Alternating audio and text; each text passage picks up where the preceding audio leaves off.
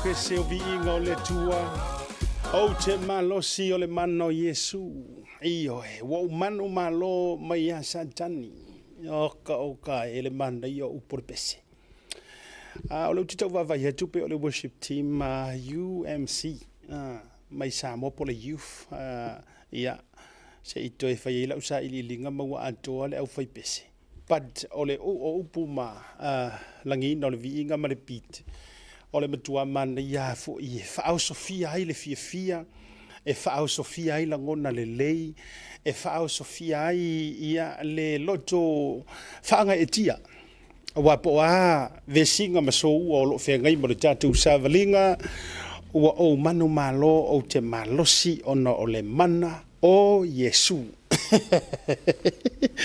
Ia, whatalofa mo wholofatu pa ia lava loa o Samoa malona mari o lasi. Mai lava I maunga te tele, se ia pa ia tāma mea po o le whana witi, ia o ila tau ia. Whamai lea tunu unei o Samoa o le ainga.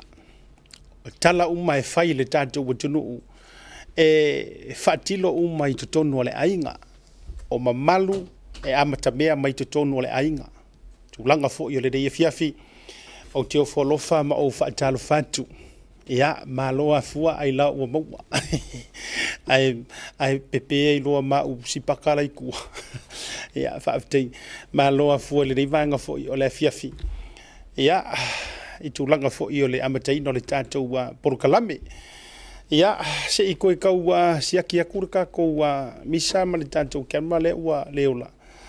Ia, se tau va ia tu por ale mafu anga ua leo lai le tātou ke ampale amata so le vai a maka lo porkala me o so fai lo ele le na lau mana ia na fa ola mai pere na ia o tau ko fiki ai kua te fa be ai vai le leva le tātou ai na amata le tātou porkala me ai pe mai mala ki vire ko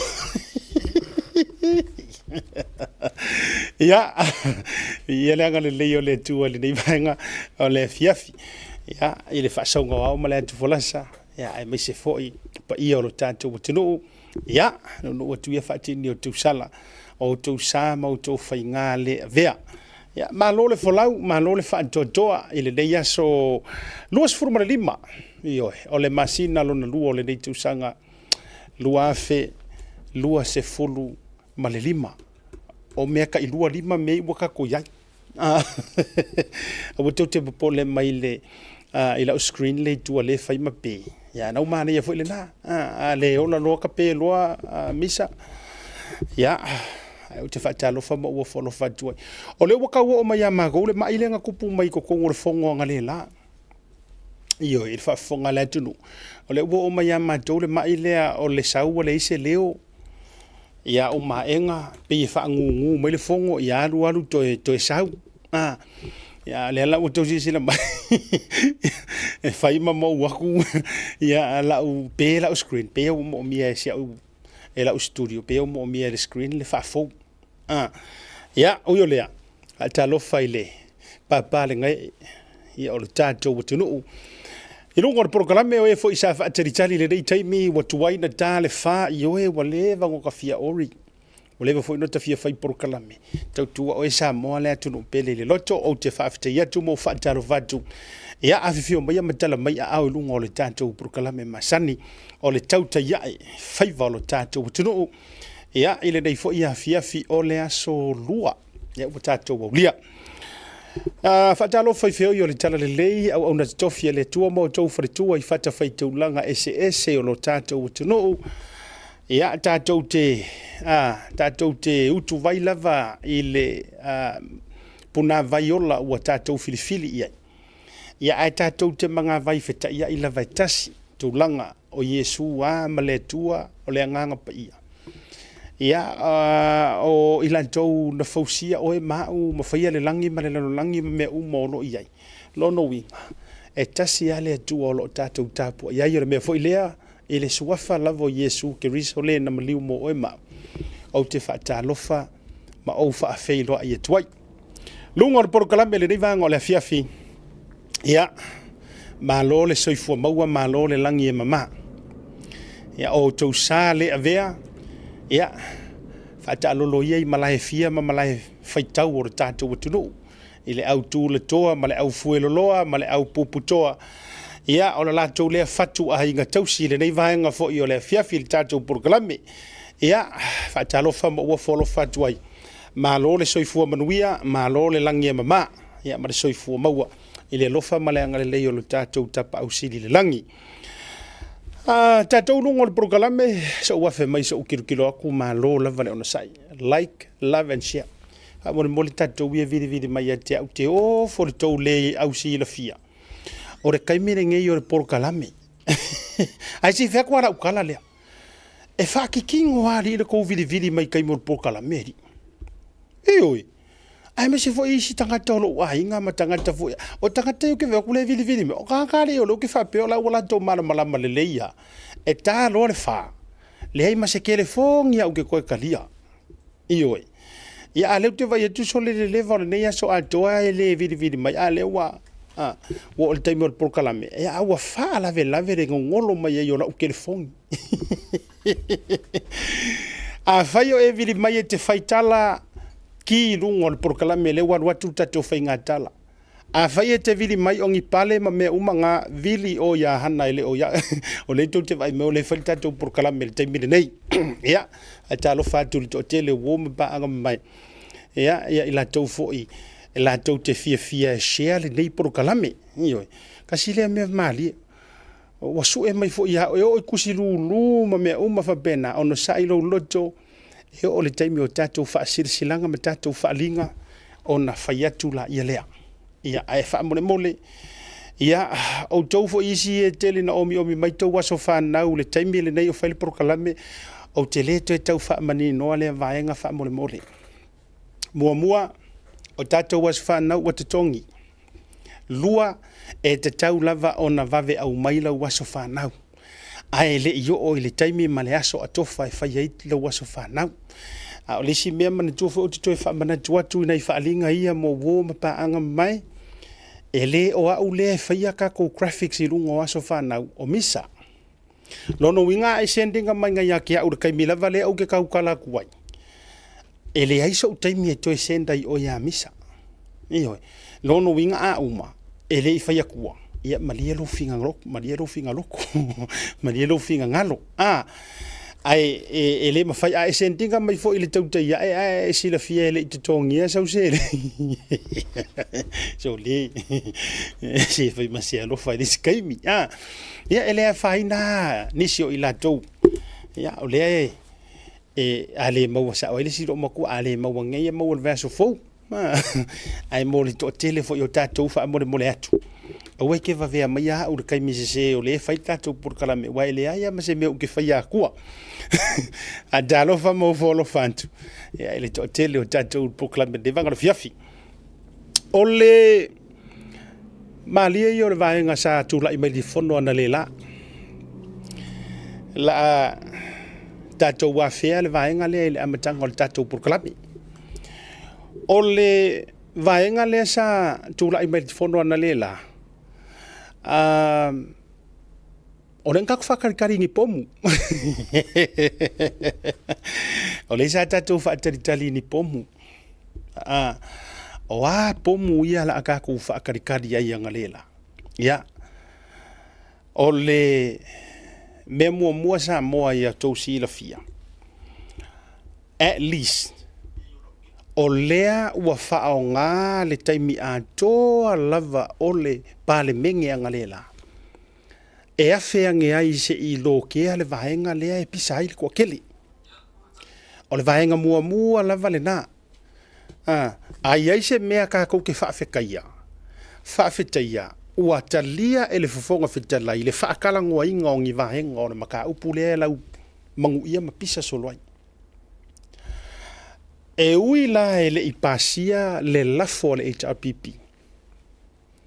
Ai o se mea ua matua alanga te tau o na whaia. O le whiawhi wole nei. O le awha amani noi le tātou watunu. Le anga iei ngai ka māmanga ki ngā mākukua. E iei fo ingai ngisi o le anga meli mai. Asiata. Makua i mako ngenge fua le mele kupuanga le la. Yes.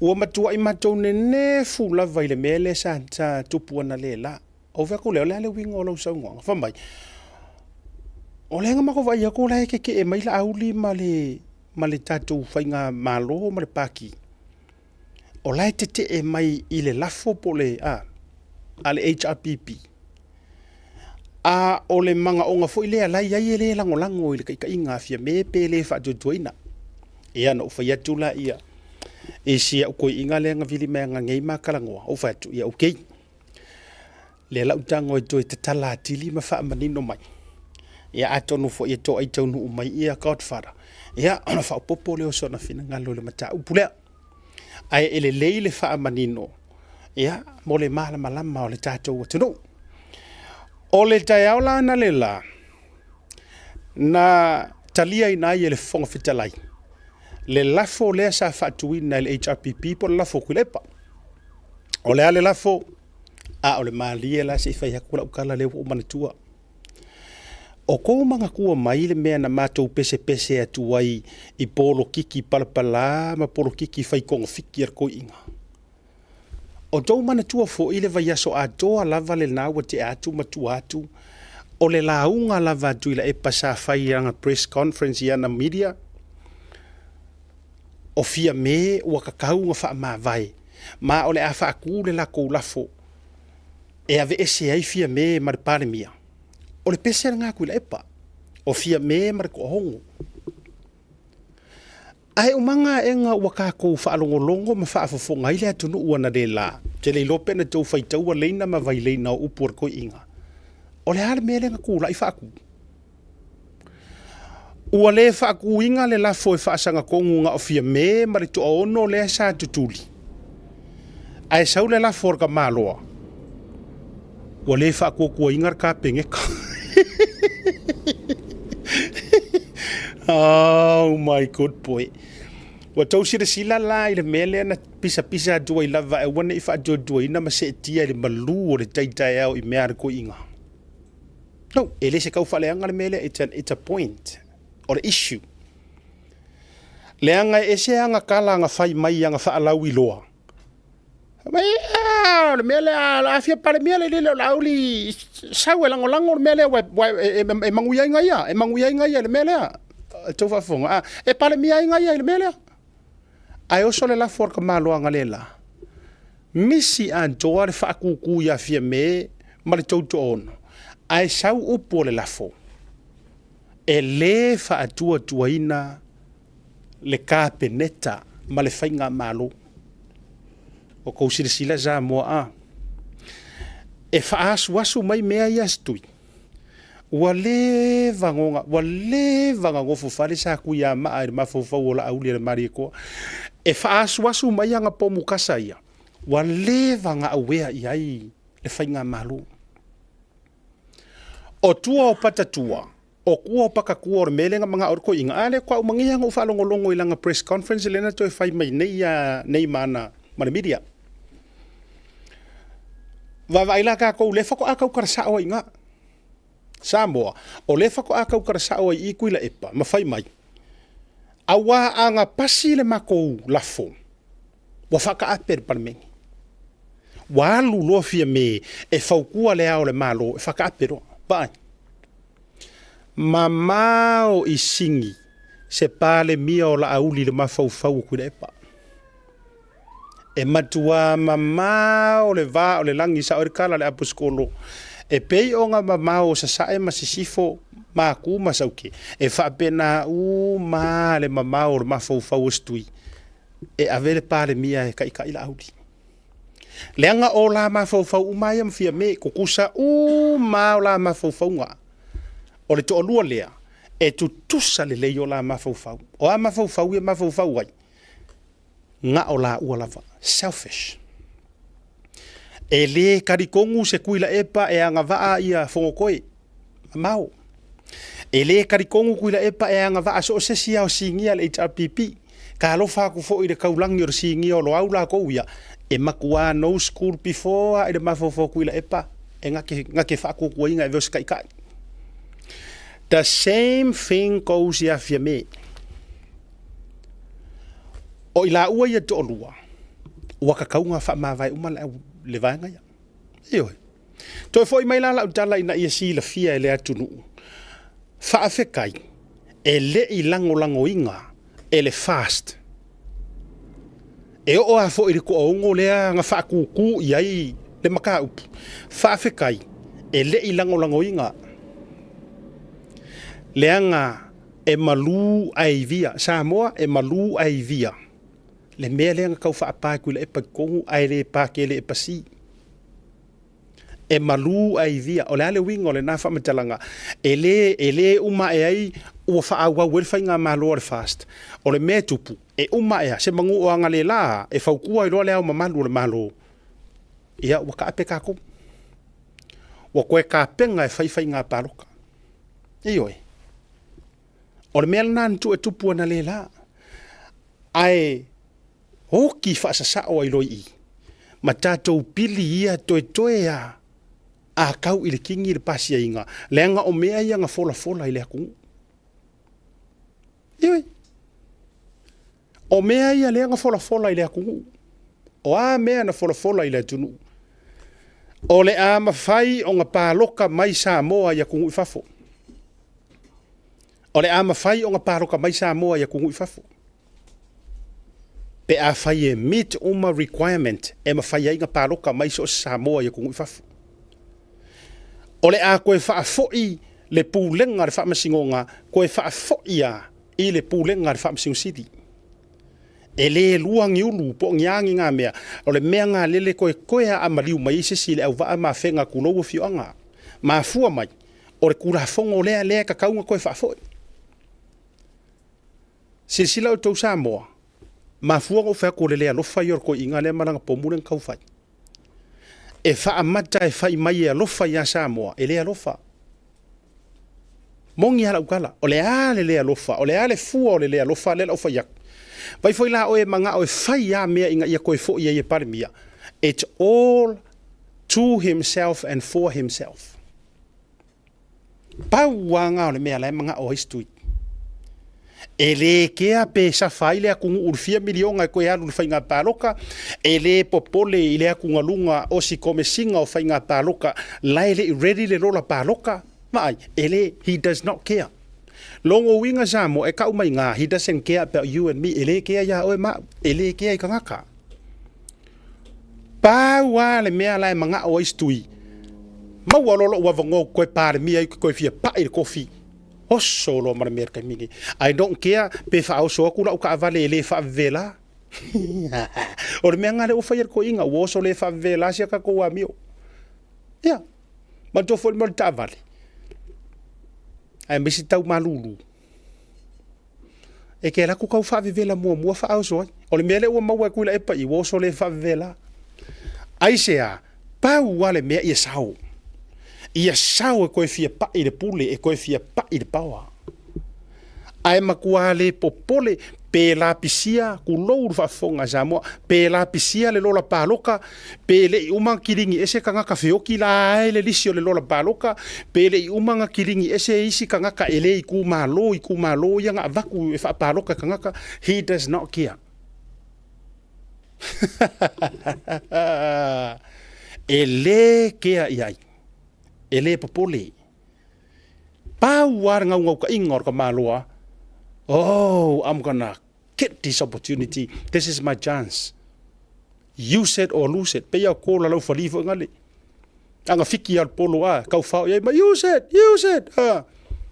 Rush lo iai marka malo. Ale faya ko nge, faya ko make ia.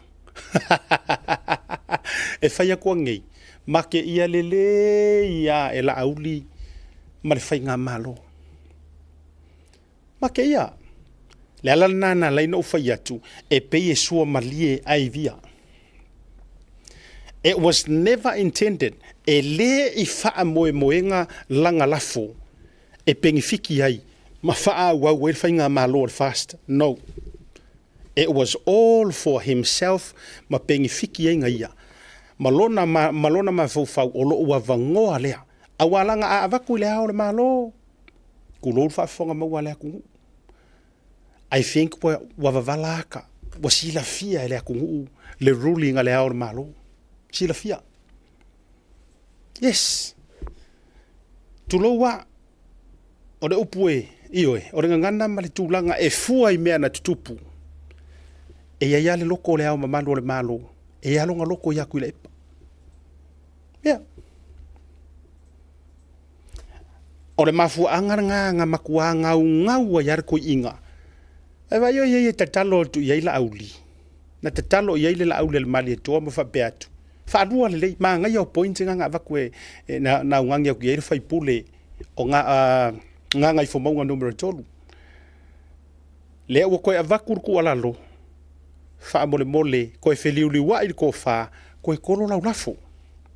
Ele fa pe aku la auli ele fa ia ko e kolo se I ave le fa mua o I ko ke loa ele fa mua ka ko ko inga sole o le mele le na fa tu la utala o to ye to te muli pongi sai I the mele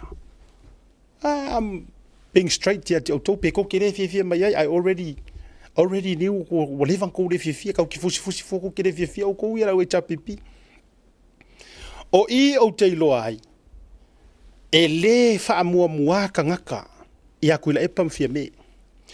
O anga ngei ko kongo o mau ka fongo, whaafitai fongo fitalai. Whaafikai ke lea.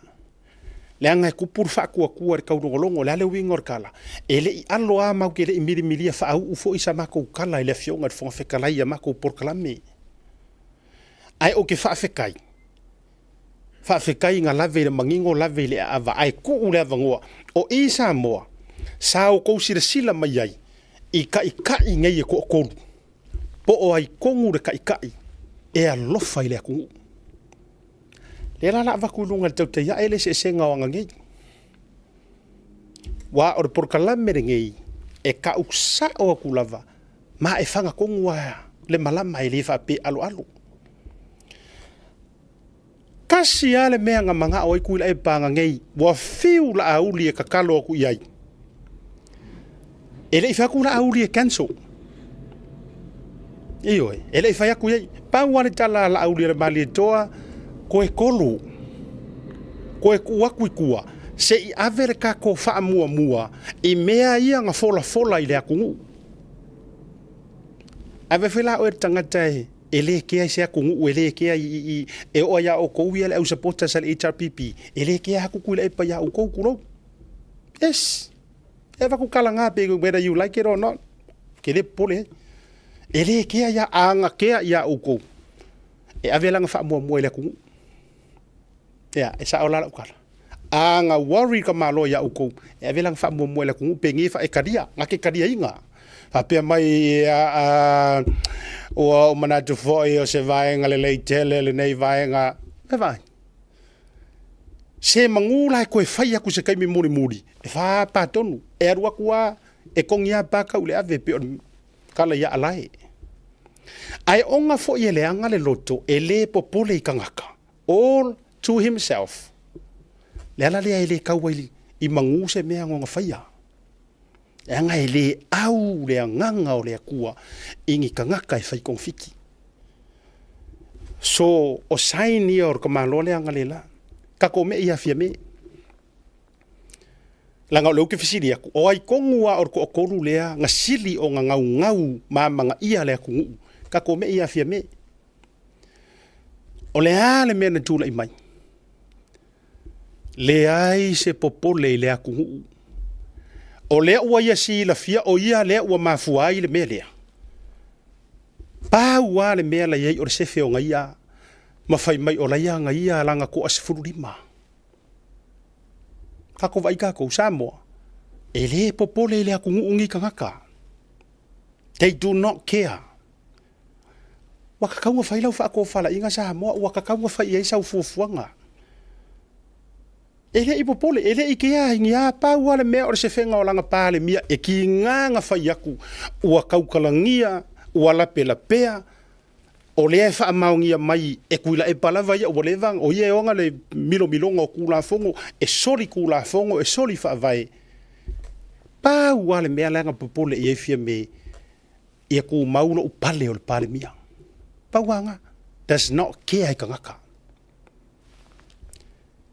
ko mai lola ia la auti ke loa le lalolangi a ko o Samoa e o tangata i le fia le la auli le mali toa nga maku a whaalongolongo ma whaafofonga markokoa pau fo i leo kangaka o la upu mongi a Samoa ringi vanga o le fiafi pau leo kangaka nga karangoa i kukongu pe saungoa la ngonga uma e le ngaka o kukongu o le maoka sa whaakingo ai le fongo fafo mai o le maoka nga la ngonga uma i kangaka la ngonga i loko manganga e whaamua kangaka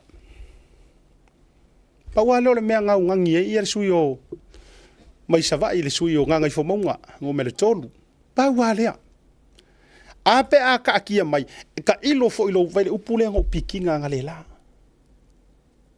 la o fionga kai ka yori ku ngai ka ilo fo ilo le fia mar ko loko ngai pe ku kusa mama ko e winga kai ka inga fia me wala vanga upu e ka uku ai ai ole mea lea o ke au ngangi mo ka sanga ku ai avele fa mua i mea ia nga fai ile ku avele ka ko fa mua we are the servants of the people kau kere i o mai e whaingi kako whekuia inga i nga kako o mai e kau kua lea ku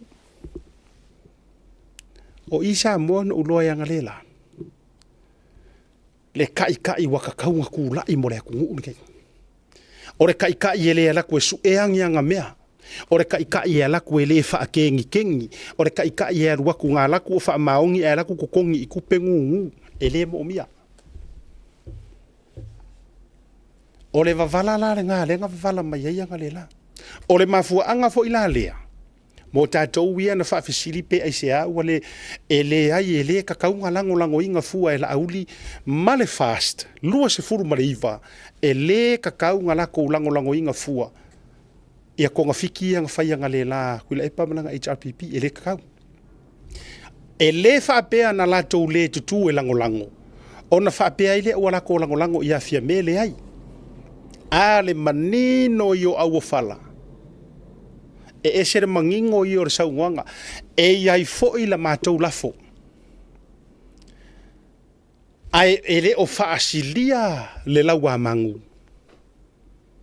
ai o lea se i kurikuri maka ngau pe kurikuri maka i mua le whaamuli o atu e pe o le upu e le o le laua mangu a o le whaamuli o aku longo winga let's prioritize the priority kako whaamua le mea kakaunga whaamua olea tangata people for the people of the people to the people e vaia ya mana ia tatu fate ilanga le uka mai ia Godfather ile nei vanga o le fiafi ai o le vaenga mua le na si vanga a foi mai ma te fa soa ma so koe tatu to e afea e le kanga kalenga fa ko a koe leo suile a o suio sio mako ku malo fa to anto e leo leo suile e pei ona lawi lo ai ana fainga te tono le parliament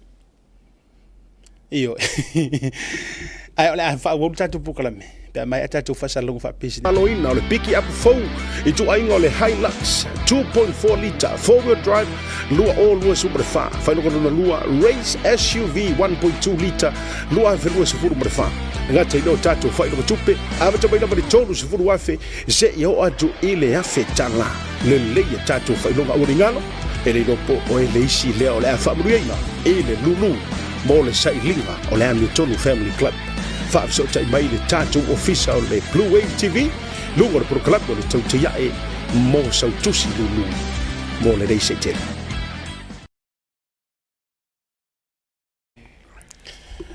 Chaimolo wa jile ua Joyce football lu minuto tali tu la lima o te fifia fa ilantu o le ua feel my Godfather bi saule mamalu fo lili iyo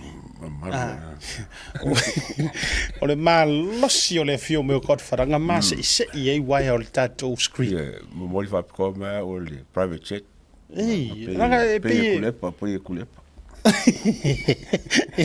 fa malo fio mai am tana mai au ya so ngale atawa lenga mko la kau ke ke wa ku sor mele ya tatou fa le yango ya ona pale o pomu ya ai tatou sa salu tele opa pasi ele pa kele e pasi le wingala na le no vai tu ya wa ka ilo le ka penganga a kaupou popoko fo ie ma kaupou valea ile susu maior fatu afa yava pe kukusa markapenga so le isi kanga kai de mo moel faka di ngorfo ai fatu a ma telefono le aforiva so ngola ko pongo mo ka pokala ai mi abi di mariska ka samo mai sole fe kau le lua kararing fai mar kararing fai mai skasi fo ole fast ma le la mafkanga yang ka ba fo swafa ya si ka pa mo poka ia ave mai sole pa lengi le lu pokala mo me len ka o ka kale ke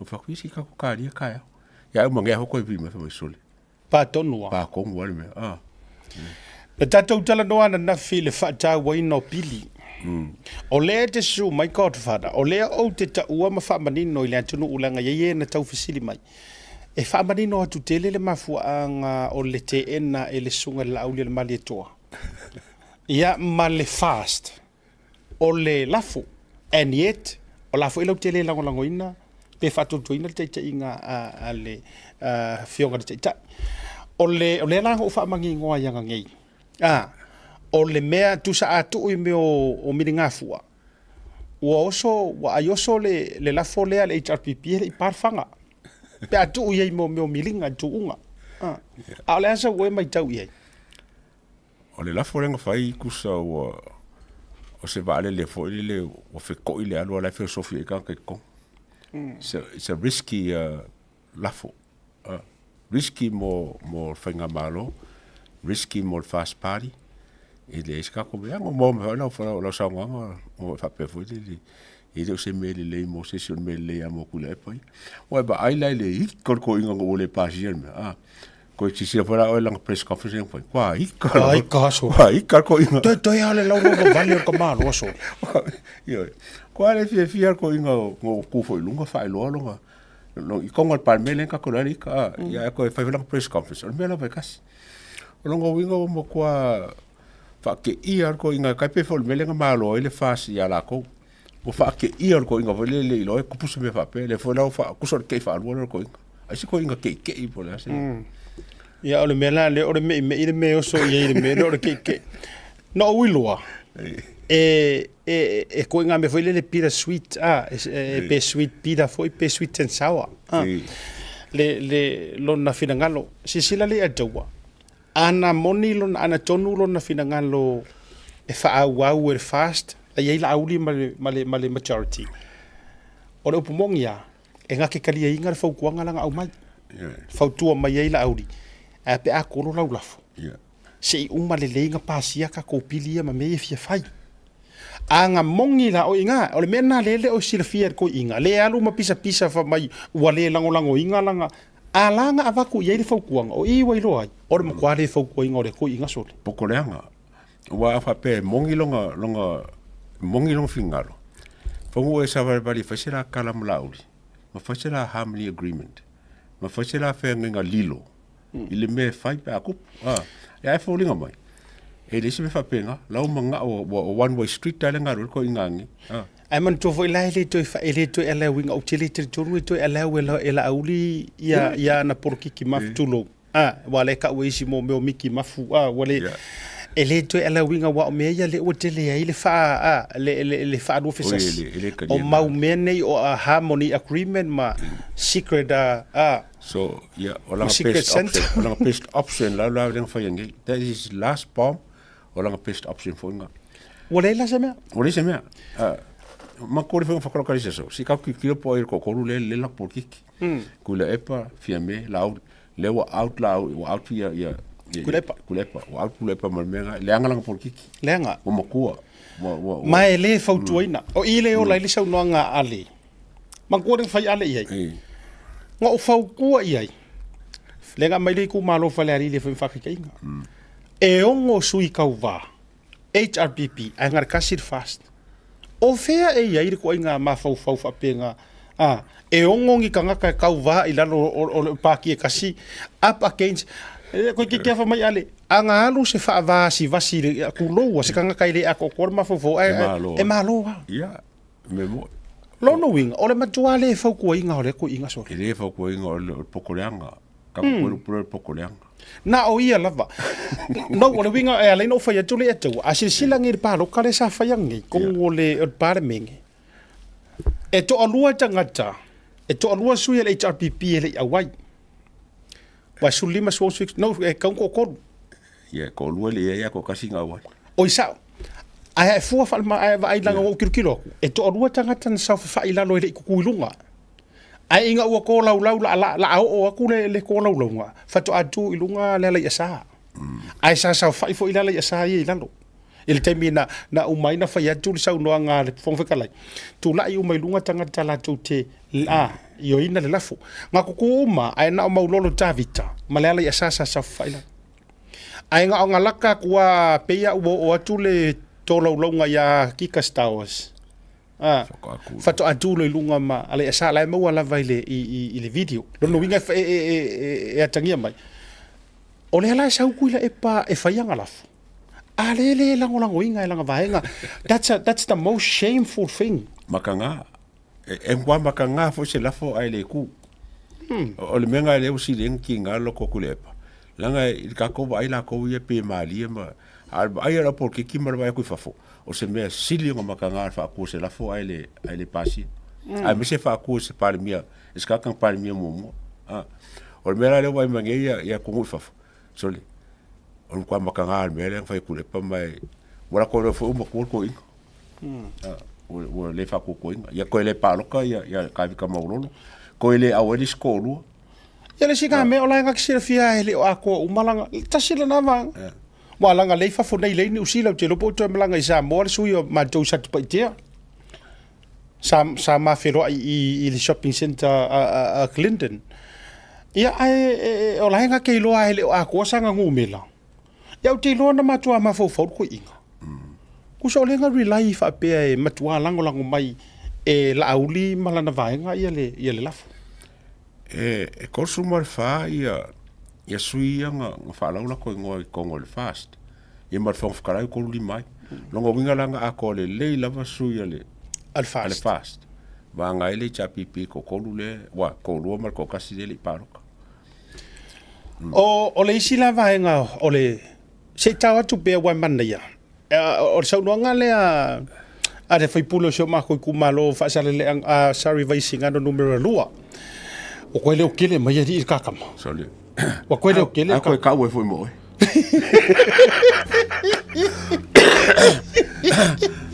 sole ka ka pe pala ai le o le me pito i mana ya la nga ye le vai nga ka wo ra sa nga vai le ma ko ka o mang tu ala na le na ta yo le na fa fo o ko fa ro ba lo ka ro ai na ye la le me mana ya le no fa ya tu le lu e fa mo ki ngoa mai lai sa mo me le ko fa fonga la sa ngoa ngar ka mai vai singa vai nga ka mai la nga sa ngoa nga ako o le vai nga le te tau na mai mo mai ai mai tau me le tu sa o ka ko ya la uni nga wa fisili ya wa ulava ia o le paki al fast le ki ka wa o le malo al fast le ka ko sa alanga ba ko vai ia sui malo e ma ko foi o le SNDP ka o fa o popo il fast inga ia sui malo wa si la le ata pa wa le me na na fia va ai ma fia fa longo le po fia ko ngula ku we sui ya mako si ko pe pelo vol ko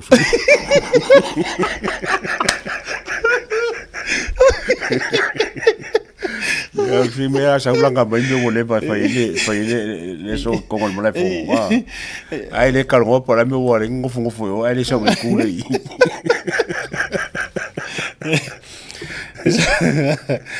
sa mawala so tainga ele na male laina le fa fonga ia ole so ia tu ia ona ua pisi ele mo so na vano malanga ele na male laina e fa pe ale te le o te mi le fionga le ia o loa ele ofia ele i ready e fio mai lunga he e mo se ta te matu taimi ono le tulanga na pisi besi ia le fionga fai pule ai la vai ngo sia mantal noanga ia le ala na ia tau sau noa ia wailanga na ia sau noa la vai le o ia stanga te fia lu le media matulanga fa pena ai na paule o la ofisili na ofisili ai au nga ofisili ku ai le ofisili lunga prokala me po fe tonu la tu ai pe ye se fa maunianga o le sa fa ngoi pe la vaenga le wa mantuana la vele o fa ngoi fo ia le na fa ngoi atu o le to iva na vele ye ma tal sanga pe ma fa inka ngoi fa le o mai la wala ngai sa ola na sa ruanga fa mai o ia o te tonu o mota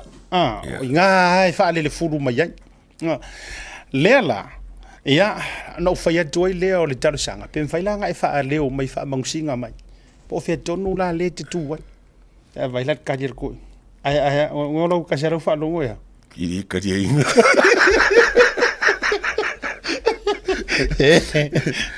Ke man ko folo kambaleng kai kai ali si di le ngra o le fast. Ka wela sa vali male mal mai o le mga ai fia ka il paki. Ya lo kambaleng kai kai la fa fela nga. Kere ka ko lo kamba se. Ele ai awa ke mo poli.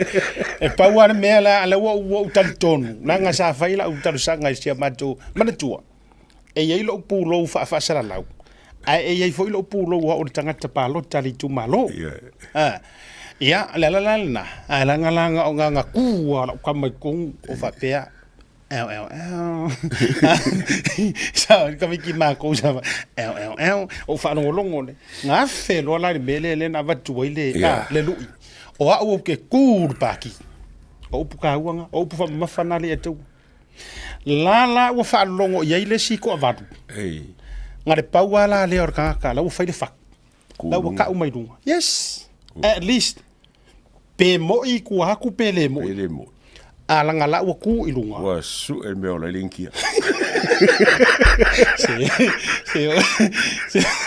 se o ese ya ka se ala mo fai aku o ko I vale wa mo kwale fa ko ko inga se me po o ya fie me po I ala uli wo ya pia me fora ko I la mai kau aku pe foringa mai ole umi foringa fia me o le lo for ko lima le ar ko iva le mo kwa fa no fisilia ya fia me ko iva le e o fora ya ka ko I le fast party mo kwa fa no fisilia ko iva le I ko ngomera u kala le nga umar fo ngi or ka mua ne nga ami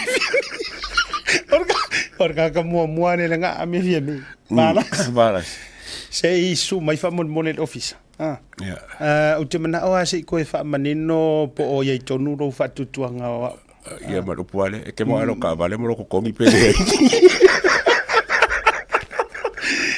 ele ai fa ko kwa tu lo lenga it's about time lenga ole wo vevela mele wo ka ko wo yai ma tu mai samo ele o ave ese le la ole wo fa ilo la auli le la ko la fo le ole a 40 ioi ai e ave mua le fa mua anga I pilinga I pas ai se ka kere io ese ala mare au fai la fo mare au vaenga ga kali I la fo ora so finga ngalo isi kama I palo o lo le sauso o ka ki ke va o lo fa pe ya ai au akuia ile vaenga le lo se furu o ya kulepa ia wala ngo I haiti endai mareka e uma malako wa ioi ma ko yeso se mela va pe fa malolo pe step down ya fia me po la me fa fia me o come ke ale o ki mo ko la ko na pausi vaenga ia alanga o porkiki ya kama ai na pausi vaenga na fa fitai ai le firmness o fa unga fo fikalai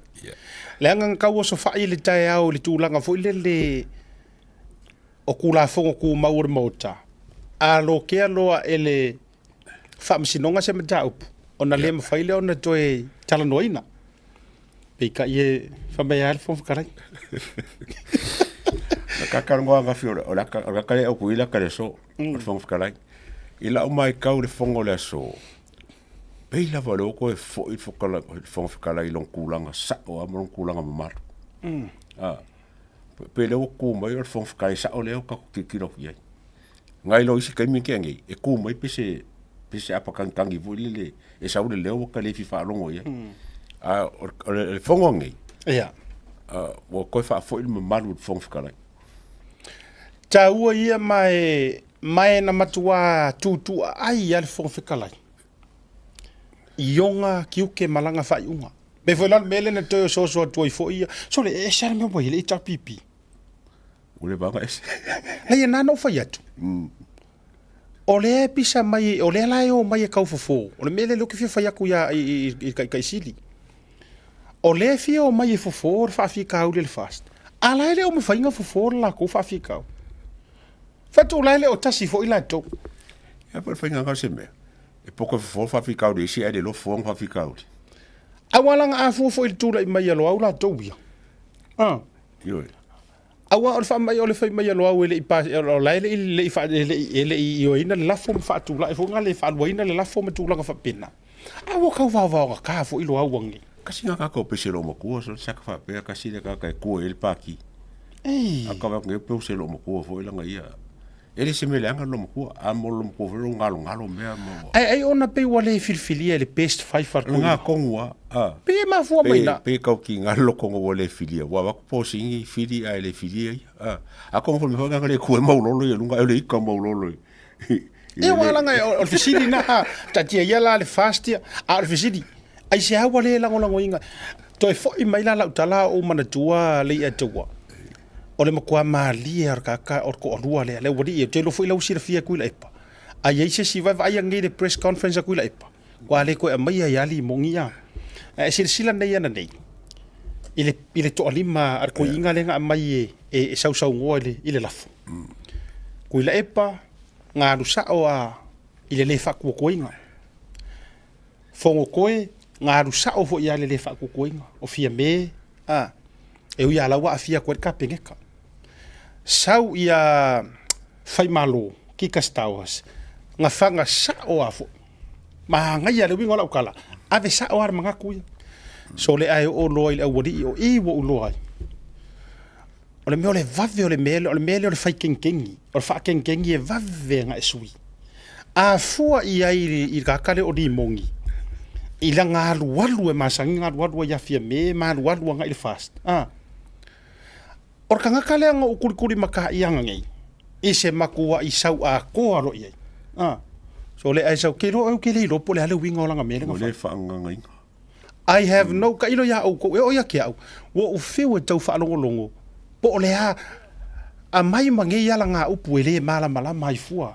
le ngo ia ta sile me o le o ka kusi mai fua nga upu e mai winga e o ya o ele ke kaukala e ke o mala fu ia winga nga upu o le mai ngar ka ilima mingu ke nga va kule ako kwa ai saura kala so le e o fo ia po singi o ke le lopo la me ngala ve le lima kula epa ai ku lunga po singi lango e po singi ya para mi o fia me lo winga la fico inga su eses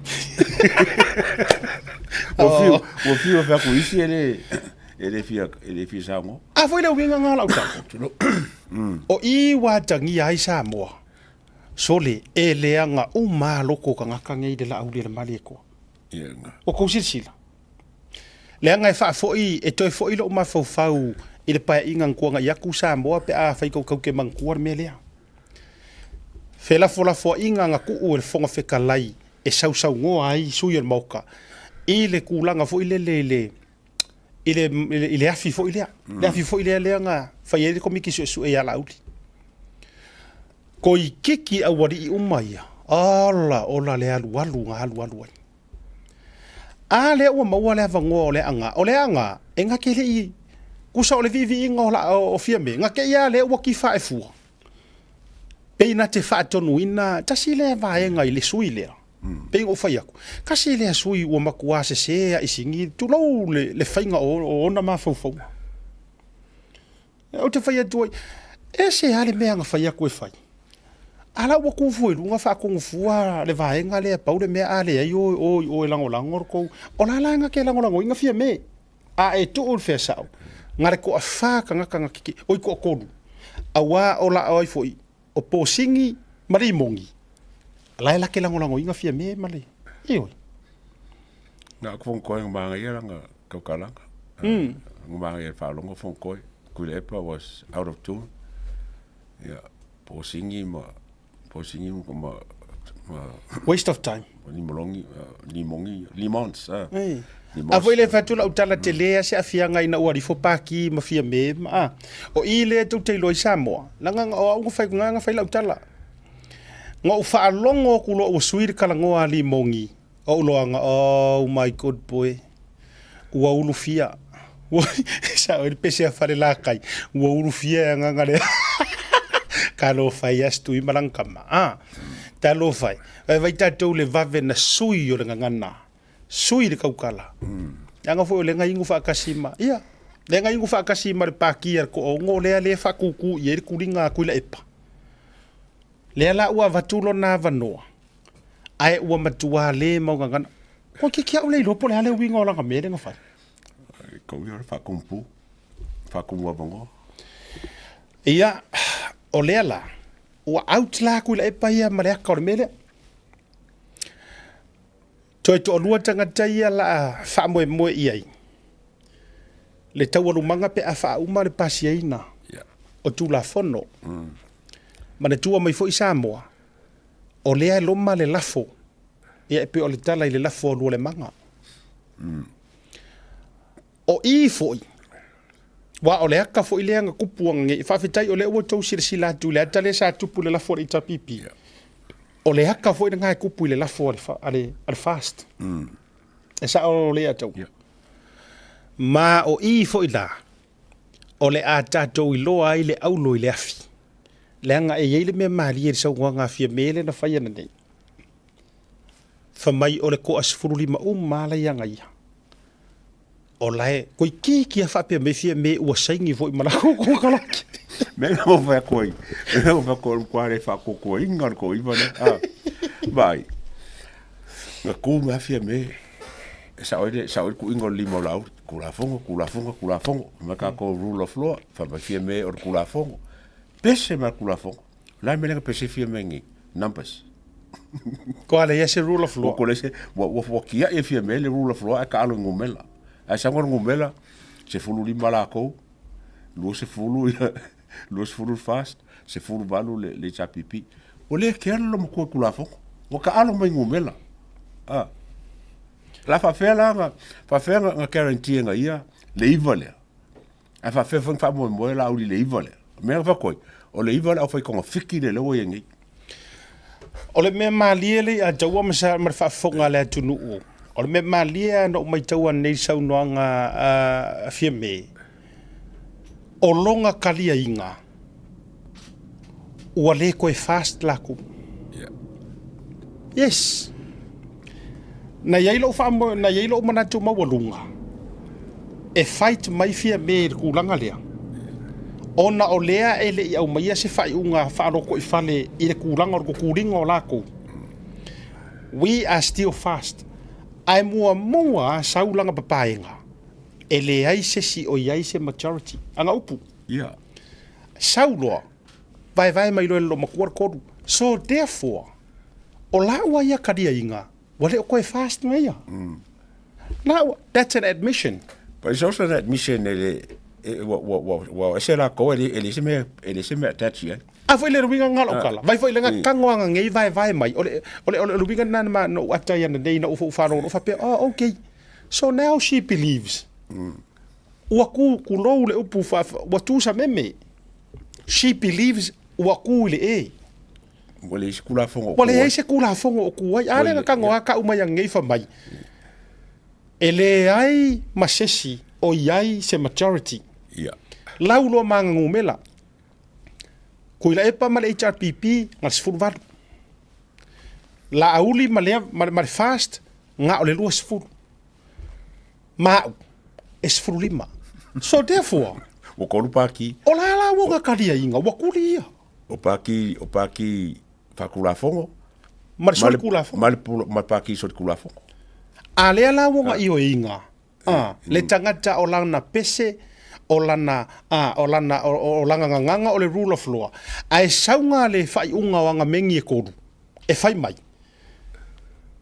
le lava la ngu mela kuila epa suvalu le lava la ngu mela la auli lu sfulu le lava ngu mela fia me sulima ai ole akai kai pe fia me hoki a kole HRPP le skala hoki a kole fast le skala ai kula ai lau sol kula ai kai yo wow si mem ka kia ka fia me le fa la ka ia fia me i fa mai ele nga le paulo se kai mi wo kupo mele wo rule minority kwa pe pelo fia me saula fia me ka mai po se fa nga malo nga fa ia me nga fa ia o minority le ka nga fia me minority fa nga fa coalition Saulis faspaki Saulis ka mai faspaki mas ka mai faspaki kufakas mawailo leo mo melo fa me a mele fa pe nga kupu momo fia mele kupu mo se me fa penga kwa pelo kele ai saula nga example e fa kusa mai fafo ia nga kusa i te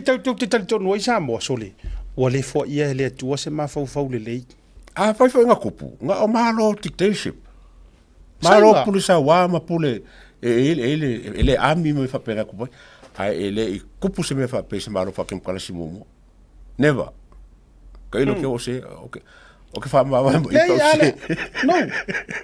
ele se selo finangalo langa even kuila epa himself even kuila epa nga ke fase nga ngusale nga ke fase se ya oi nga au fai komingisi le ya Lucia ya Putin po sainga me fa penga fa ku paunga ka nga ka rule fa minority le rulinga ai le ku pus me mo pe ole mele wo fi adai Saufia me fai mai le pelo lea le wo o kongol parmengi wa sa nga fai la nga press conference sa le pelo mo wa ma ka pelo lo mo a fo ile u fa tu le la toy le la toy fa taste o ile cool eat nga palo lai tu lo o le la toy le ngor kala le kuspa ia o au upu e ta wa me ton wai oi o au upu fo e ko e ka u valea ma ka usala ngai oi o le ale winga o le tala nga ko palu le raro le mar cool eat le ale la ko fa ingo yoko ku e mar fiu mar le la to e sanga i mai e to for cool eat sa to palua io e nano fa ya tur tala le nei Saufia me fa mai ele se me mo le ele ko pure me le minority la ko ke kai inga saur kom singa o leo fa mai o la fa su enga la ye leo New Zealand Samoa o makua le fe ka ingi e fa ile melea ile pepelo mare o leo kangaka ya wa fa la ko inga skailia o to inga skailia le wala do fa ya o melanga le wo va ye tuai wa matua ve ese manga yer sa nga ki kastawas tu lo e fa malo toa le nga ko e mai ki kastawas le melea e langa sa nga fa mai la wa fionga le tamai tai panemia a fai o launga ngana o le rule of law le ua le wa e fa malo lo ingai ia la audi ai sia la ile ko apala ia ile mera nga ma pule lo loko ma ko apala ia oi ai la manga ia kan ya ka ko lo o ma mo sa luang ka me kia ngo le ma no ko me kia ile le sa valio fie be le rule of law le pese so ai o aka re ba ku kai mo wole saule fa ma la constitution e kan ngoi fie me la bang constitution e kan ngoi fie me e fa ka ngai o e nga ruling se fa nga malo se ko lima male mal ko iba le mau kingo ma se pa ki e se la ko fa vai o fe constitution e kan ngoi fie me ole vaenga la pito ma ale wala ngale uma ole ai fa wo fongo ole mela le o to mai le atawa mangingo yor forsangar ka yor fast ele gato te fono ar te yor vanga fa yor fa to le to sa mo utas mangingo sa unga ar sunga le aulia le mali to a ele fa ma vai e ia le mako la foi fa la o ka o ia o lo foi la territorio ma na ia mele wa vir fa mo wala ngai fel e ia ni sin tau ma fo fa pe se oi folo e makua suki le ori le mere ia ma tua suki ori ia inga ia faatulanga mo ona ana wailanga e faika ese tutuila mapi mo tu no fa le tala e faia ana mo e faika ese ai tangata ile mele e ia ni si manatu ka ka fo mo mele ia fa sanga ilola ia le fa pasi kula fongo mo ai ia si manga ku fo fa pasi mo kula fongo ona fa sanga i fola ia le e fo le vainga le la uta do va vai masi sila le tunu o le vainga nga le waka ko wa fe ke mi ngai pasi mo kula fongo e la vea i kula fongo fainga balota mana tua mai fo el tula fono le sa mo me se sunga le atu o le kula fongo le e ma fai ye o e ma o nga le skala ku fafo e fa nga ai tatu ofisa fa kone sula ma me pasa e au noa malo tau walu e ke le skala i sa mo o le mele ye il taimi le nei o le ma fainga ku paruka ai le ma fainga ko le skala ku fafo ka mo skala pe a ausia vaenga fo i na ai inga i conditions o le mela le mana na o iai ia fa pasi a doa le totino a doa kula fongo o le alonga ko kingo le skala ingei ma paloka ku ingei a walanga e kau ke ngau isu inga pale mia e le tau fia ai fofuanga masofono a walanga aka ko ngau isu inga mea ai umai masofongo makai mi fa kula ngor fongo fa ko ako e kau fia kau sanga fo pole as pole nga kongor kau sanga ma fa nga solo ni si mea ua misi foila le avanoa sa te tau wai ona pasia tu la fono nei ale atau mo ole nga kongunga o kula fongo le electro act le pasia lo vai ko kula fongo nga pe o kula fongo nga elenga kai melenga sa ngoye pai fo mai suinga o suinga nga ke le imaunga pa mo ke lenga i suinga ese mai melenga kan ngoye le ke sa ngoye asiaka ya mon ko foi o ka nga o risi ka o si kula fongo i fongo ma i lena taros ko o le me kongole ngaringa ka o so fia me ngaring fa ma vai mani chapipi so i ka la fo i lenga nga fia me inga i pasia kula fongo le inga ia kingi long fa mo nga male ka punga lenga le si mani chapipi kula fongo ia so e lola me ka o i kula fongo lenga kingo fia me e fai onga sa fielonga se mani chapipi mar kula fongo le e ongo manguia i se si fai unga le funga al fast i desi skepule la ni wa makare foi o le ko mai le e fa singonga so fai e fai se la ko fai o longo winga la e la mai kau e kau pasia kula fongo ngai por le solulu a solulu kau pasia po avo kwai a kau fa uma la skofi o nga mo lo la so bolele on ka ki vola le si fongo ka pe fongo le ka ko le so po le alme le la faye e fonga nge e la ulimba la ko banga yesi la ka ngoma ka po kala ka vola ye e suo lungo po le alme le la ole nga le na neo ole wingor fa betalanga ole pasiino tula fono mo sirfia le tunu walanga ye isi tanga tala ele maukongo manga kule ya kaua ole pasia ino tula fono ya ele fa apea e pasia onga ole palmia le kokongore le e manino malama langa ye isi fa apea mai ya angala la pasia kula fongo ala soli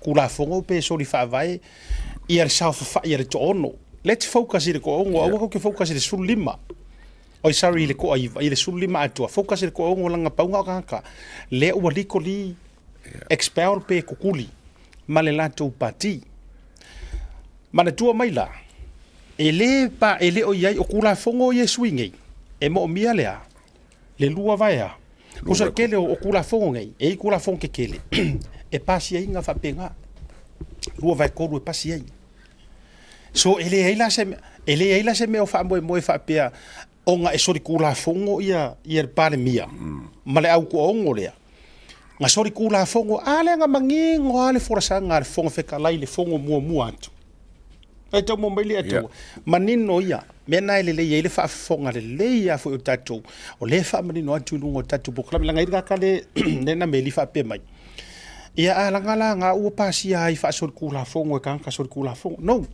ele so kula fongo o mari ko ru lima o tau mau mai ele so tula fongo o mari toru lima ia si la fia tatu ma e fo itanga tole HRPP la lau te yo le pasi inga e kele le HRPP la ko ke yo e ko il pasi inga mele so ia mau mai le to vai ma to apele tai il te mile nei fa pasi mo kula fongo langa o umanga sa ngor fongo fikalai manga kua ai mangi ngoi foi kuila epa the final say iko kongo mo ka oi o le speaker wa uma meia nga vangi ko elisi awari ele fa ku se la fo ele fa do inga le la fo wa uma meia nga vangi ku vo mai nga le nga e la fo kuskusia e ka wala au e ta sia le tangata at the end of the day o langa kala o le mea ngai fai o le fonga fekalai wa uma fo ilanga sa ngore fonga fekalai le fonga mua le na fa bela pa ile pomu o kula fonga uma ma mea yo le apasia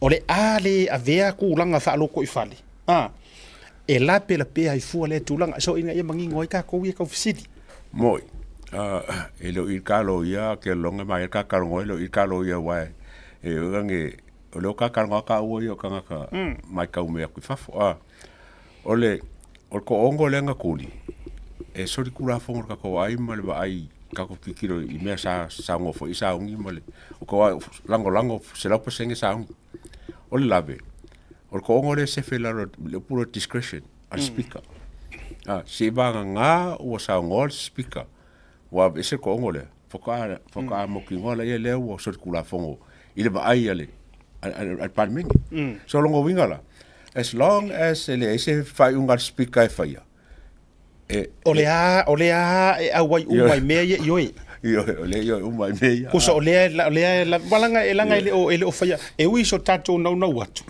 le uka ku kala ngoe nganga al speaker male fa tau tenga o lana nga luenga mangua e mo ia ka ko nga watu matulanga e vai ngo le na ma vai le no tulafono ai a fai ole e operator speaker ma fatanga le speaker e yo e atoa e taua fo i o enga o me fai o ia ka ko mo fai ia e se si olo e se le wigala na le na fataua mo o ele te tu fisili ma fa pe mai waka kaunga kili lo ha makiri ai a mai lo ma fo fa mua ia tulanga ia mangor mele le wale tu le la fo akuila epa ona wale manatu ile atunu ai o manga ku mo ia lava ole se senga nga ai nga waku ka nga kulo nga waku ka ku ka inge nga waku represent o ma o le tulu ole mela le ale wa so le ar se fa la o kala le a ko le alo le io e mari le ile bo iso masau ia pi masau ku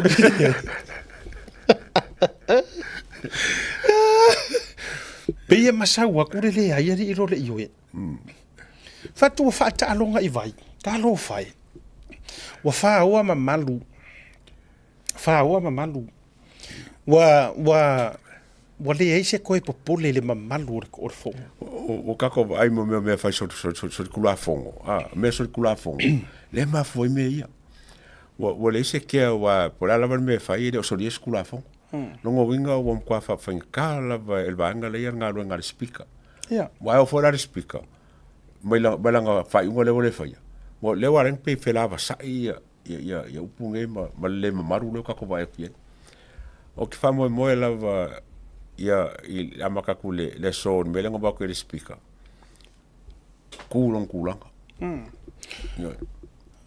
vai ngana na da te vai tu ia le saua le ako nga ngeia le ale dau no mai le HRPP o le vai ngana pito sili no fa no ia uia ai o mandia le tu tali me le fa processi tu o e ile kai mi ile ma fo o stui fa pe o langa fanga uma ka kala ko ngori fa ko fo o longa manga ku ngai so ia o le to ina le ma fo na ta fa so atu melia ele ai ma se ma fo o ngaka o ku ma lo me ye afia yang kala fa tu ele ai ma so nga manga fanga fa o i tau te lo ai when you have the power for so long, o mea sa kakaunga e whaakawainga wa makua si molo umai lo mafaufau. Mafua i sea. Wa uminga e ka fili sa ungoa i le power. Kai longa ufango ngoa i le iana sa ungoa. Ngala nga ke whako e whaila ukala i rakare o le anga ia si ia pōsingi. Tasi lea whaipule matua le loa manga whangafa. Tu lo whafonga le tinu. Tu a mamao se ko whae pule manga whangafa ia nga upu mangkala. E voi lele ngā whaasanga kua pinga ki whakongua. O tu lo le ngana o ai o tau te whaatonua i fua le tō wha isi ku malo. E oi. Ma kou wha mai fua. Oi wholoe kau kuafia me lele. E ko ke whakasi ngā fua ko wha i ku malo e oi kau kuase me le o manga o iei. O ngore ika kele.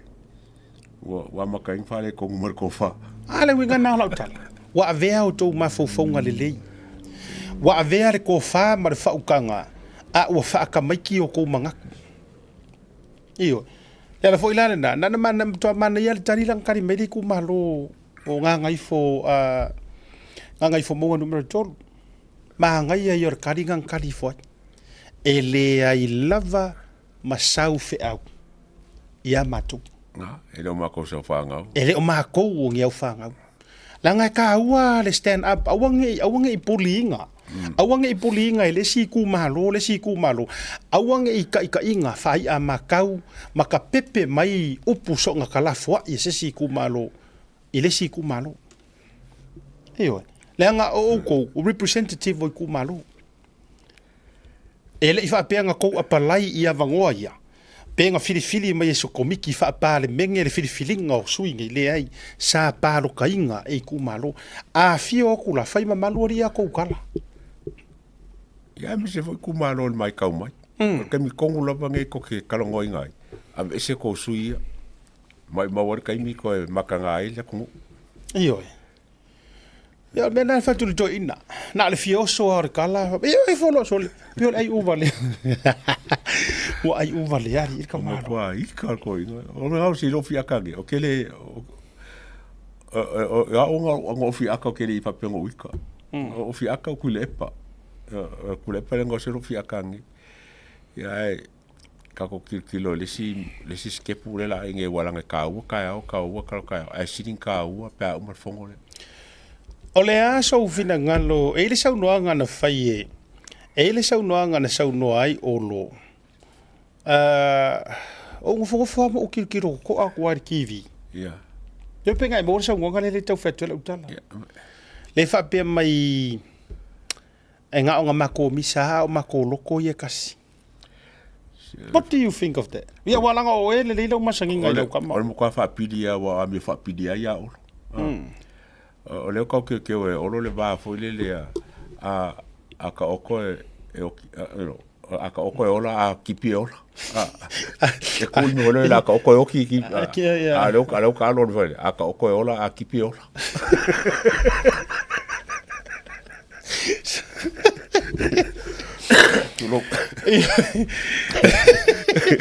Usisa wa umar me vele aka oko oki a kipi oki. Yo ale la reverse. Yo reverse a kipi ka oko yo.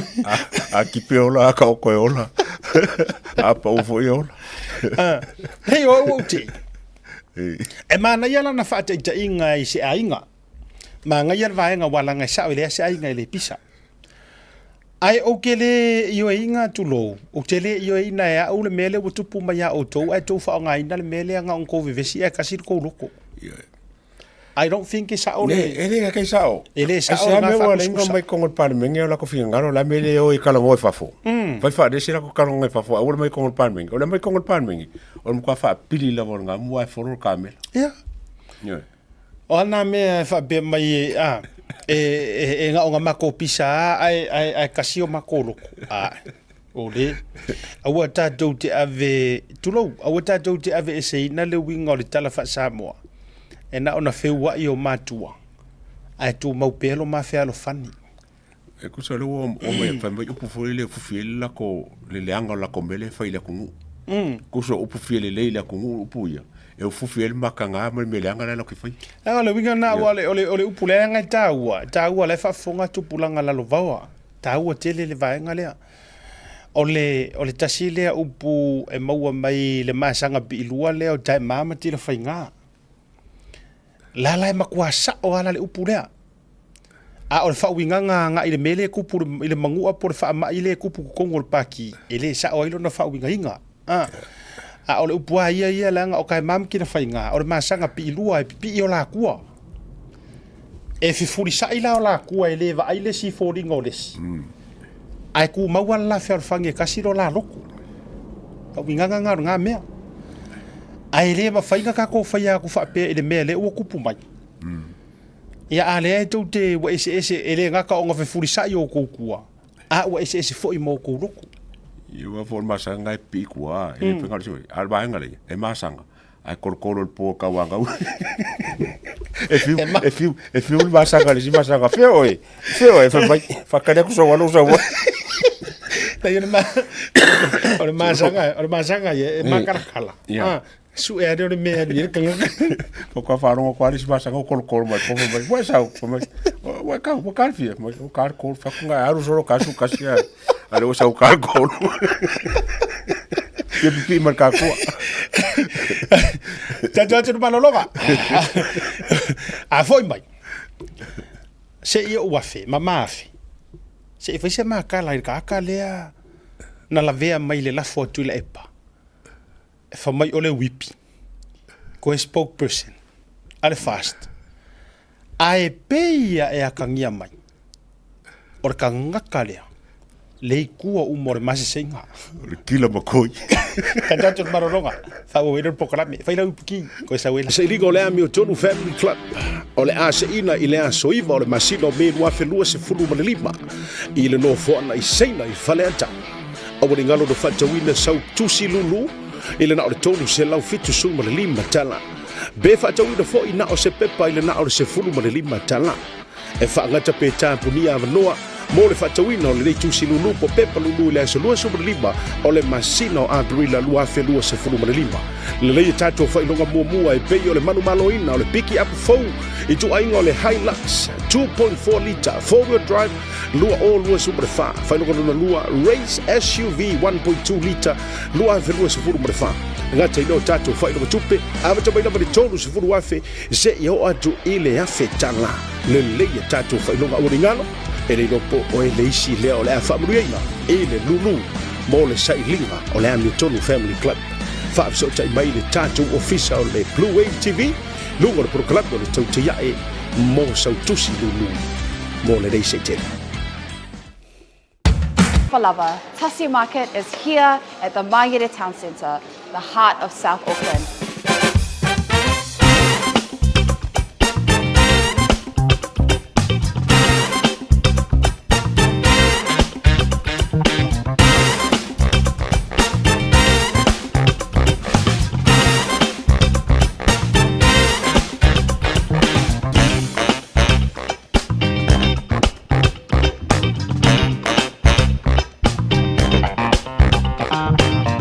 No better way to support the 685. Tasi malango mai le lafo le tapipi. E ave se fia me? ia A lea la wa fayaku le lafo o le mea pengifiki ai ngaia malanga lua se furu wiva. E a lea la ua. ia Wale lango le lafo. ka kango ia wa renga ka u la se pengi fiki mo o le mele wa langa o mea e kiri manga o pengi fiki la u se mele posesi O le lafo la bea sa e mafo fawe mo mo le mele o le lafo lea pulotu. O le lafo lea o le langona nei fa demokrasi mama. Mea le lei. O le manatu fo ia te au. O lo uwavangoa lea? lo wa O lo uwavangoa lea? lo kaimi lea O le taimile nei au te toe pona I lunga o le fua. E fai mea ia. kuse ke punga kwa rai ma lepe ai punga I lunga Pe man lepe fua u ke punga ia I lunga. O lo uwavanoa lea? Ai peitai. Ya o ke rei loa ya o are nga kau mai limongi ma lei pa loka fo lei kuru ya se tasi fo soi ole soi lea fau mai le painga le nei ua fai ya si o so le sui lea nga mako mai kau al kaimi ole al kaimi funga sango ya le aka o omi fonga o fonkoe ma limongi ma posingi ya oi pe foi le foi la kala o ongo fa pela uri ya pe ulo ma ya oi o na mawa o mata fa pe foi o ko inga o le malosi o la mata lea pe amale se frulima kupita nga mawala ila ufa sepa le lili o le lilea le nga yo o gafa io e fonkoe io o vai tu lava e lili lava ia no fo lava mo ini ma fa tu loto o le meale a laina le nga fa tamanei fa fe posingi ma limongi dan kalie ma ma ya oi o le wuli le wa ye lo manatu o le ato a fea isa matutala ese a upun fai le valuapo na malanga mai matoe fangwa o manai ala moe ese le mele o ayatu o mawa mele ngo o fai ko soia le ingu pamu ma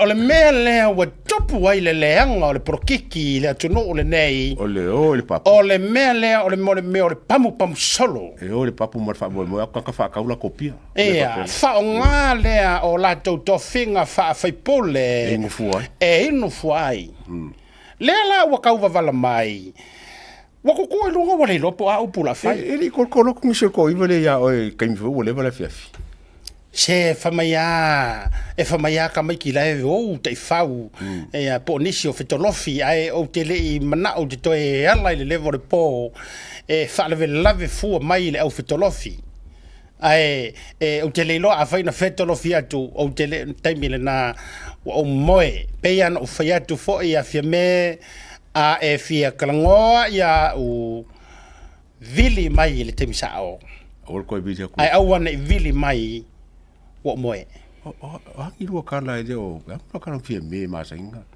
le kamila kamai so ia to te fai te tala fua yo i ma ua tala e fai ai o le lafo no na e fai e toi ave ai le o le fautuanga e fia me e le ao mamalu o le malo ia le rope ke wala kulaki ele lope vatu le fautuanga ai saungo mai le ao mamalu o le malo ia sauro e kamale o la audia sau e faile malo e faua fisi mun muli langa le fa kan me fia me ya e ke lo ma o re koinga no o man foi le o ngar fisidi le le o kipi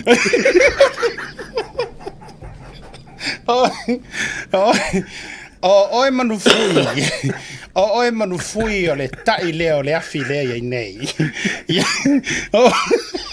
o le awali a fa lau ia o manu fui ma le a taua savea masiaka o tama nei ua mafua ina fa pea le tama urupo le o asia ta ia i le amatanga o se tangata le leitele awa makafonga le wa amanta no vai na pipi lo ia i manufui alu watu ia i masauni ka mai kiki le pa le or mako kumalo ia o ma i wingo savea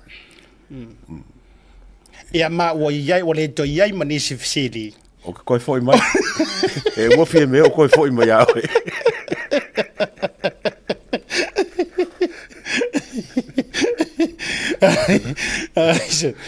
sei fetu se ve agora o kala ia o vai atu ana nei ile sa fai mai er ko o ia wa e se ara vai sa fai er ko o ngai pole mea no la to no fo mo la to fa peaceful I think this is it. Po le mea. O lai la fio ki le fia karusanga ia la audi. Awalanga o lai ngofo ai olo e pe yo le upu. E nofo ai olo. Ona e mafua mai isea. O le I a ko a le akoanga o le lako ngofo lai ngofo ai. Yeah. Kusa ula singa me fo le la wo le la bai. Wo le la bai fia me alu. Ai leva famarosi. Afa ya ku pili e famai o so me lo pa ku fa. O sa si do makua ia. O ge ro si do makua I wale lava. Ai o fa wa ko lo ku. Ai ronga le o ko lua le fa ngi lo ku. Oi. O fa ngi o lo ma wing. O e sa no ina la ia le tinu. O va ia tu singa. O le wa sa wa le ki u fa sanga langa attack ia la audi. E ala ia na tu singa. E se ala me wa ia ida. Faku. You know, I think the best thing yang ia or stay silent.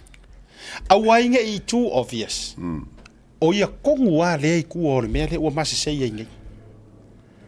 Yeah. Ia te au le nganga o fa ia. Ia vai fela o ia ngofo a olo. Ele o pisa olo fa tu vai nga ia ele o fa. La ku ua e o fo ia fa walo. E o ia ai foi lesi. To suru.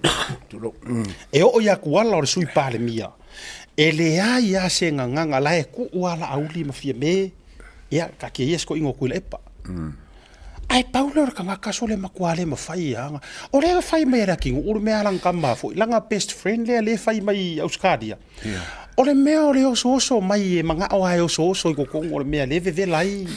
Le e mana o a fo I tongi atu masiana lima susengi kokong. E le on kuskusinga le kingu le ka kuskusi mo le kingu. Menga le inga ngale saungo le kingu wa le skanga ka e lo attack fa pe. Ma o la kingu fo. O la kari mo ia le olo. So se mea fa kui olo. E fai la kingu. So, you know, ia kia ula ia. O menga ring pa penga kamare. E fa oso kai oso mos. Fa oku mos.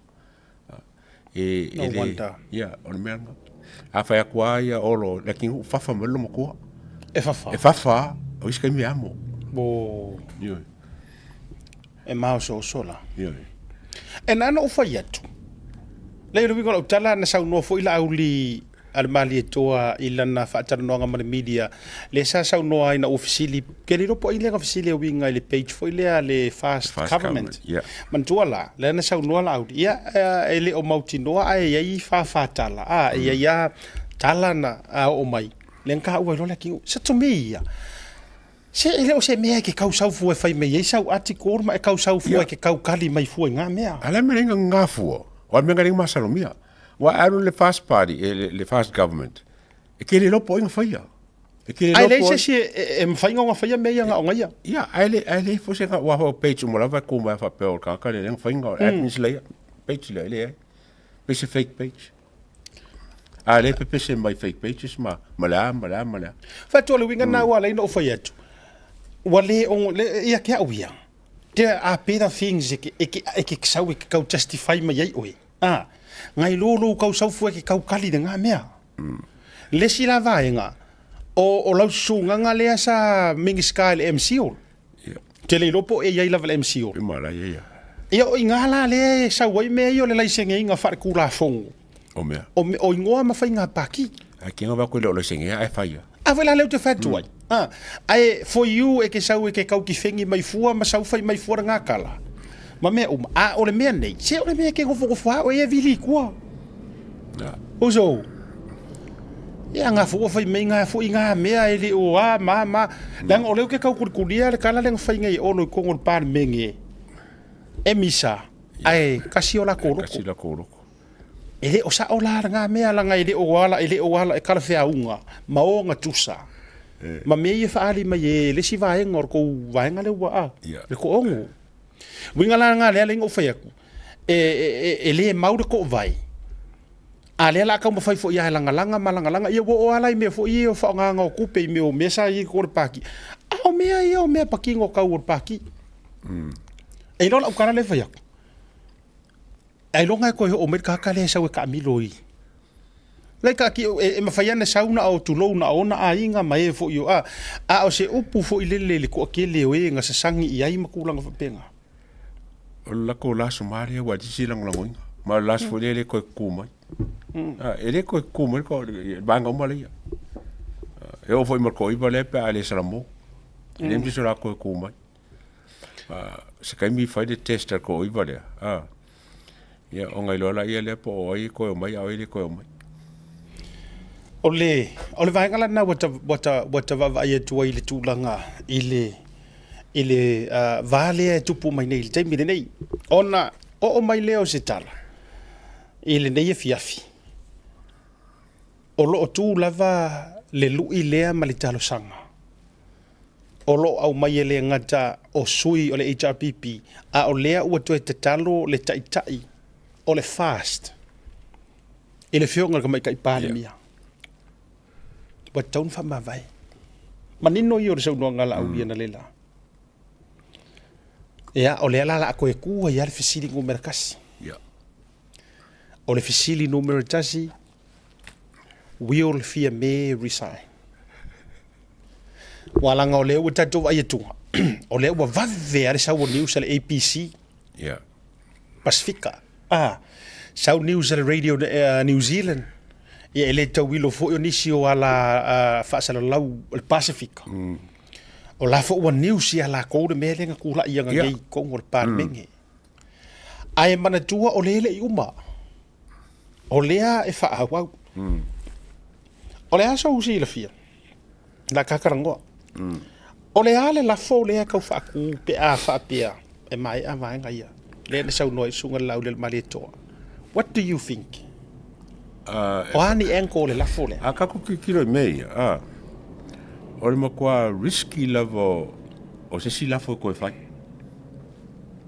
o ke loinga o ke loinga ele vai mal mangaro it's a 50 risky e ke aula ia e kau onga ko structure lele le pokala ma le fast i mea e siringa nga ko ngale nga the risk man mea le kiki the risk i lau vai a fa pe ko fa se lafo ye leng fa mo ngia ku le pa fa mai a ko fa lau se lafo mo ke le ke mo ko ngong o le risk le nga la foi manga ku le pa ko fa makanga la uli pe me leng makanga yangi lo mo winga la o le lafo e foringa mai ele se option le lenga ele le fango fa ko ba ia fa fo o le fa yo se lafo ai le pasia o le makanga ia le makanga ku le pa e ka ngi ku le pa fa makanga la uli pa le pa ko fa la se lafo le mana tua lali a tawa mana ia i o lo finangalo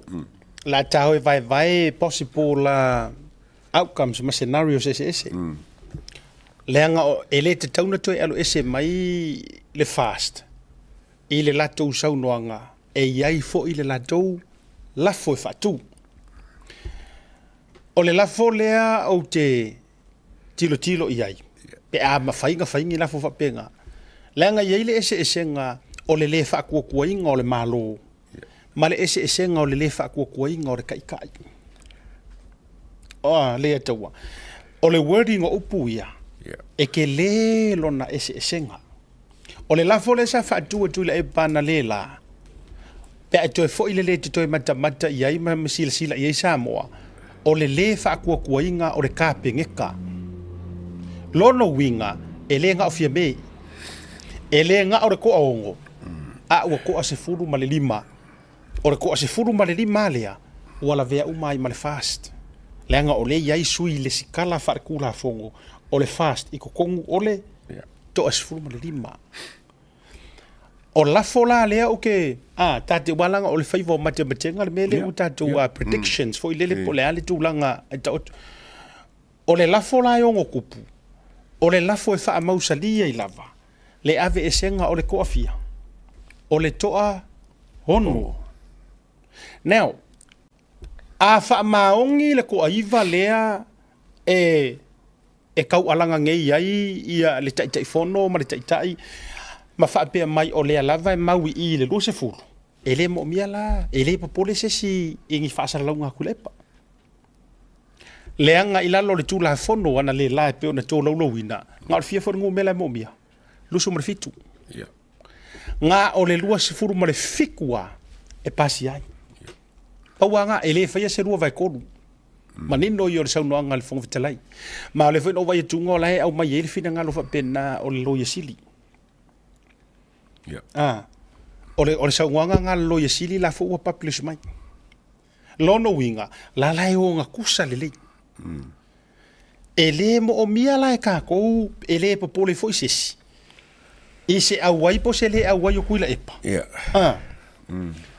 ma nga me ye failanga wala vanga le la e ta uma yai ele ke ele o worry uma ele o fia uma le HRPP la fo kulepa yes wala vanga le la e fai mamori mau lono winga for him e sau e fai mayang kala ia nga kele fo sia uma langa vaenga ale nga ko sila sa mo ele yai mau lolo ya nga fa ka hua fo ye lau kafi salapi nga kilele ya wai e makua au wai ya kwa ngalela la ngale ngi usila ya lau kafi oi o i lea la ina mafia tu e nga okalar ko inga but believe you me le ya toa e pasia la folia fa kalea ka penga e laut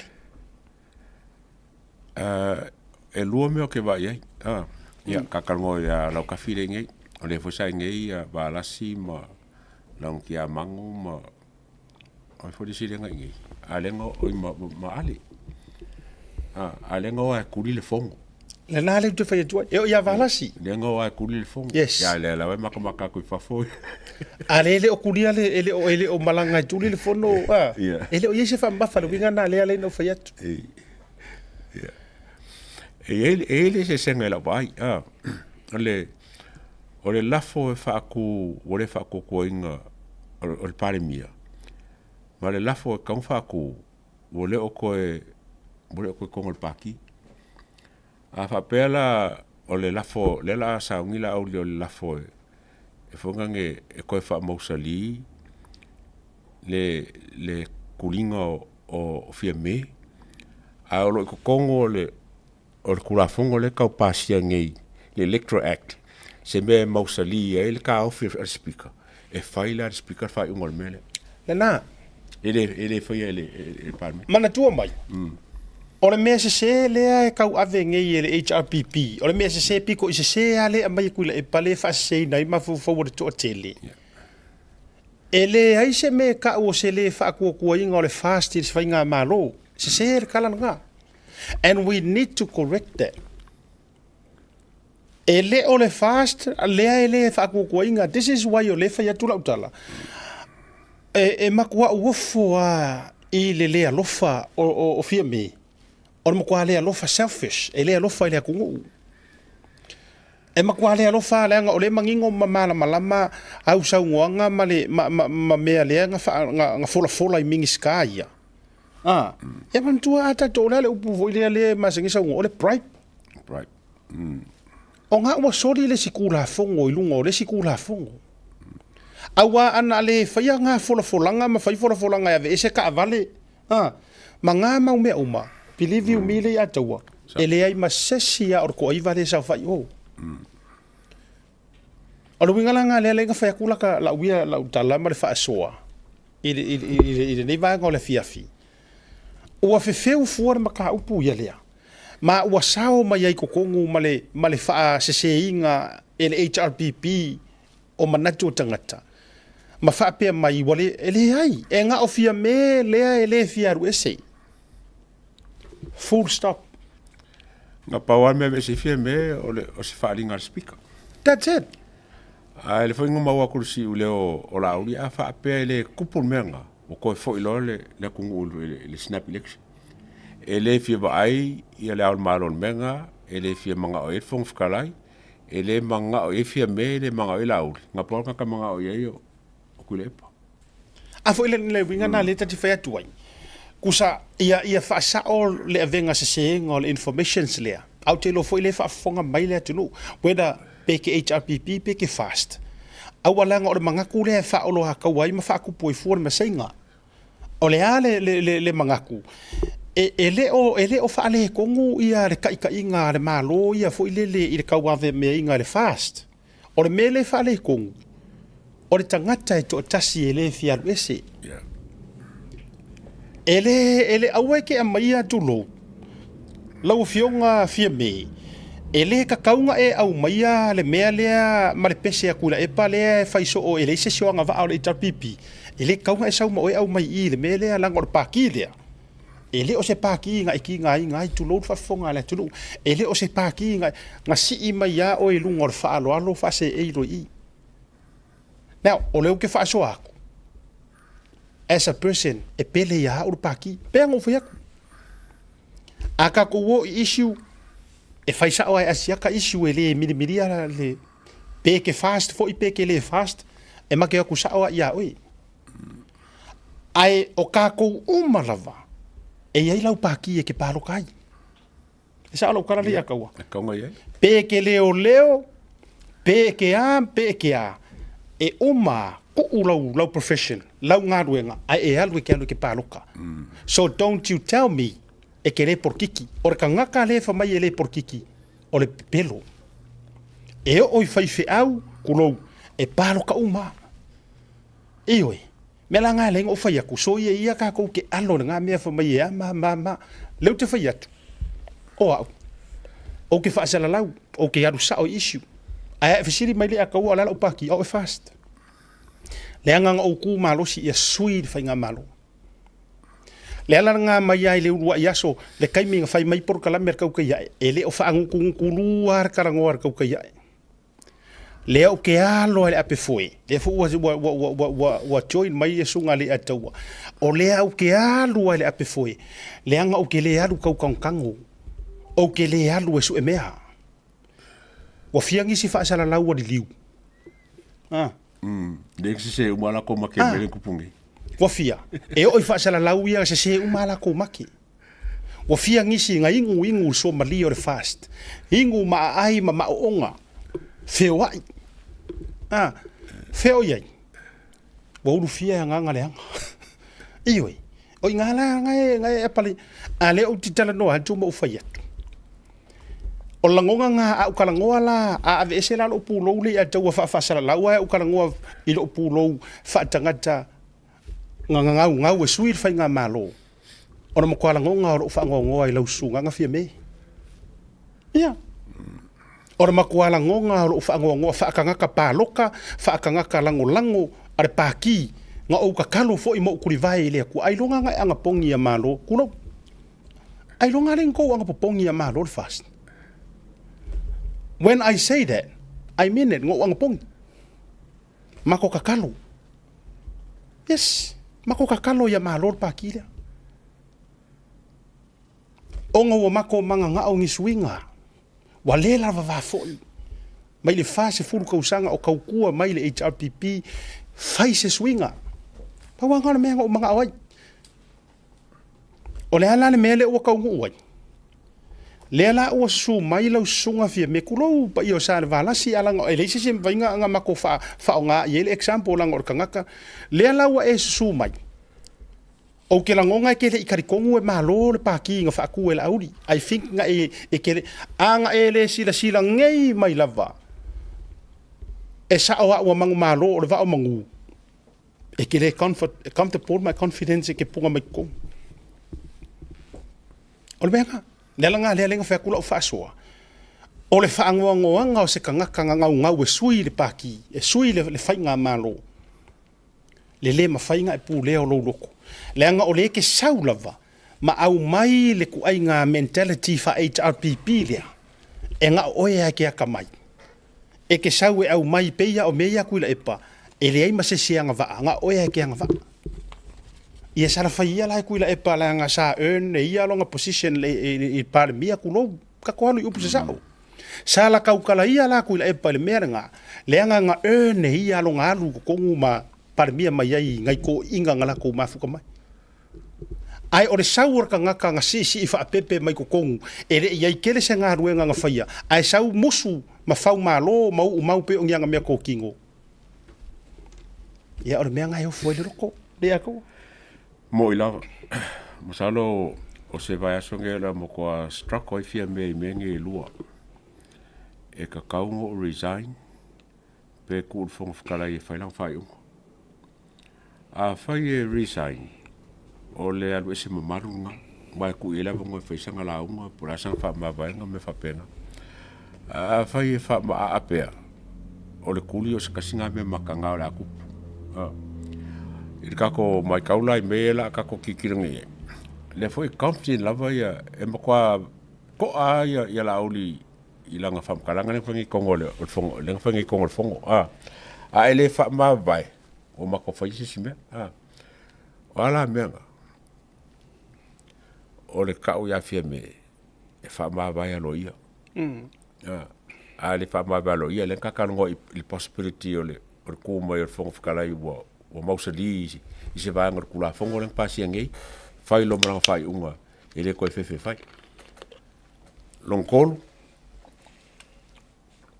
nga ke sira fia siaka ola ka ka lungo fia mele o le mali o le fingele o lomko le o Dr. Caroline ole la va fa malu lungo o fia mele mali le ya ngame masalo le opse muli anga wala nga me mo kingola e ka kau o nga ese fia mele ngo fola ye ele ma fai ka komalo o ngo fa wa le singo fo inga le singo pole ipa masinga aka ko fa pe ele mangaia ele kalfengai ele e ma kwa o se fai nga malo ka mo kipa fa ku pulmele ai fai ngo fia le wala fo a fai ka ke le snap election pa fa pe o man ka ko fai o me fa file mo me ai le fai so pe ka ko le snap election yes la kere kupe pa ke kil malo li fanganga a mesele kupe fo le o fongo o pa ke wa mengi o pongo me e fa ku nga vai po fer me la lo ke le fanga ye kongi mai kong vai me ai o la ngol menga o ko ka se kupe la lu le nga ka lo ka ko kasi o le fa pu le lo ngoloko le la tonu e pasia o mo tu la fono ia le la na mo fa fonga mo sa mo mata to uma o e lango i le fainga malo ka ki e fa le ngolua ta tia e wo lufia ta tia fo ye le o mautonu ai mo le to adele o sa mo ma le fa fonga usi se o tato tinu tato focus le vaya songi fa pasi kula fongo yo fainga baloka ka hawaya ka ko wo pasi mua e ke le kua paka kua or melea. Sa moai le tunu, e ke le i or kaua, o le alo na whaataua. Leanga a whaita tau te talitonu e te tau o na toi tū lai le whainga malo o le fast. A whai e te talitonu, e te tau o na toi whaawau se i kako vaai, pe whaakingo re kele o mea sa fō la fola ma tō lau e le fionga re tei fono sunga lau le mali toa. Ka kaulang ka ko kingo ma ave le tatou fa mua se i pasi mua tu la fono ia. O le ngau ka inga le ngau mai ai le kua ngai. Mangisi o pakia o le a ke e le fast. O le a ke e pasia ku la fongo fa inga paloka. Ai sea nga wo ko si le fia sa mo. O tatou wi fafo na tu wai malili wai fa inga malo. O ka ko le la u fa so atu. Ave la le tatou wha mua ma le tatou ono sai. Se ia pasia ma wha maunia, le ua vai atunga vla ua mai se fina ngalo le fionga li komisina o whainga balota. O vaenga umaia o le pola puipuinga lea o le tula fono o whainga balota. Ina ia mawhai, o na tatou wo lava ka kouia. E post ma fai atu o tatou palota o le alava le awala le o le a fai mai ai e Samoa. Ia kungu i fafo. O le taimile nei, mor kalinga o le fesili a ufa ngā solo o le kaimile nei, e le ma fai nga kako paloka, pe a fai e ke le alu i Samoa, e fai lau ID, ma fai o fingerprint, suinga nga. Ai a pasia loa i le vaiaso ngei de ko laulonga po le a, le wahalu ngei de kaimi ngei. Wa umalale popole le na vaenga. Wa umale popole. Ioi. o le a mawhai lava, o na e su lava o e ia i le ko officer ko ki sula, longo winga ngā pasia, au kala lele atua, ngā pasia o kako kula fongole, ka ilo le poloka mangele i meo sisi ngafua. Iyo e. Nau tala, pe kukusa ma le poloka, le la poloka ai ia kako i saufokilangi. Ma ofisa fo i o tatou ame pasa ma kone sula i atunu i fafu, i le kiu o kama whangau a Samoa. Le winga lana na lea leina fa yatu le maua fo i talo sanga ma le whaolo ma au. E fai le mea nga fola i le aku whaapasia. Le anga o i fo i e ta oto ai le feelinga a ware palo kor kausanga fo. A umalo o nga pasia la ukala lele i a kaua. A umalo o nga pasia. O a uma mea pe koe whaka ape yari pare mengi. Patu fo e oi fai le snap election. Po wa uma mau elections here nga we fight. Why not? Why not? Awa ole va veo fo i kai meeting e fai snap elections. E la wai Marcus Koffing or koiva. Yeah. Yes. Yes. Ole ala na le a jawa len ofa yatu. I cannot wait. Yeah. Po o fea kongu le ngongo fo i maka o ko i fa ko fala ingar ko aiva. Ah. I kai meeting e. Awa e mau nga i le lafo lea pe a fatuina. E la uli ma le tolu e mawailo i ngā walanga i kukuka i kasirunga. Pe iare mele na tola ula.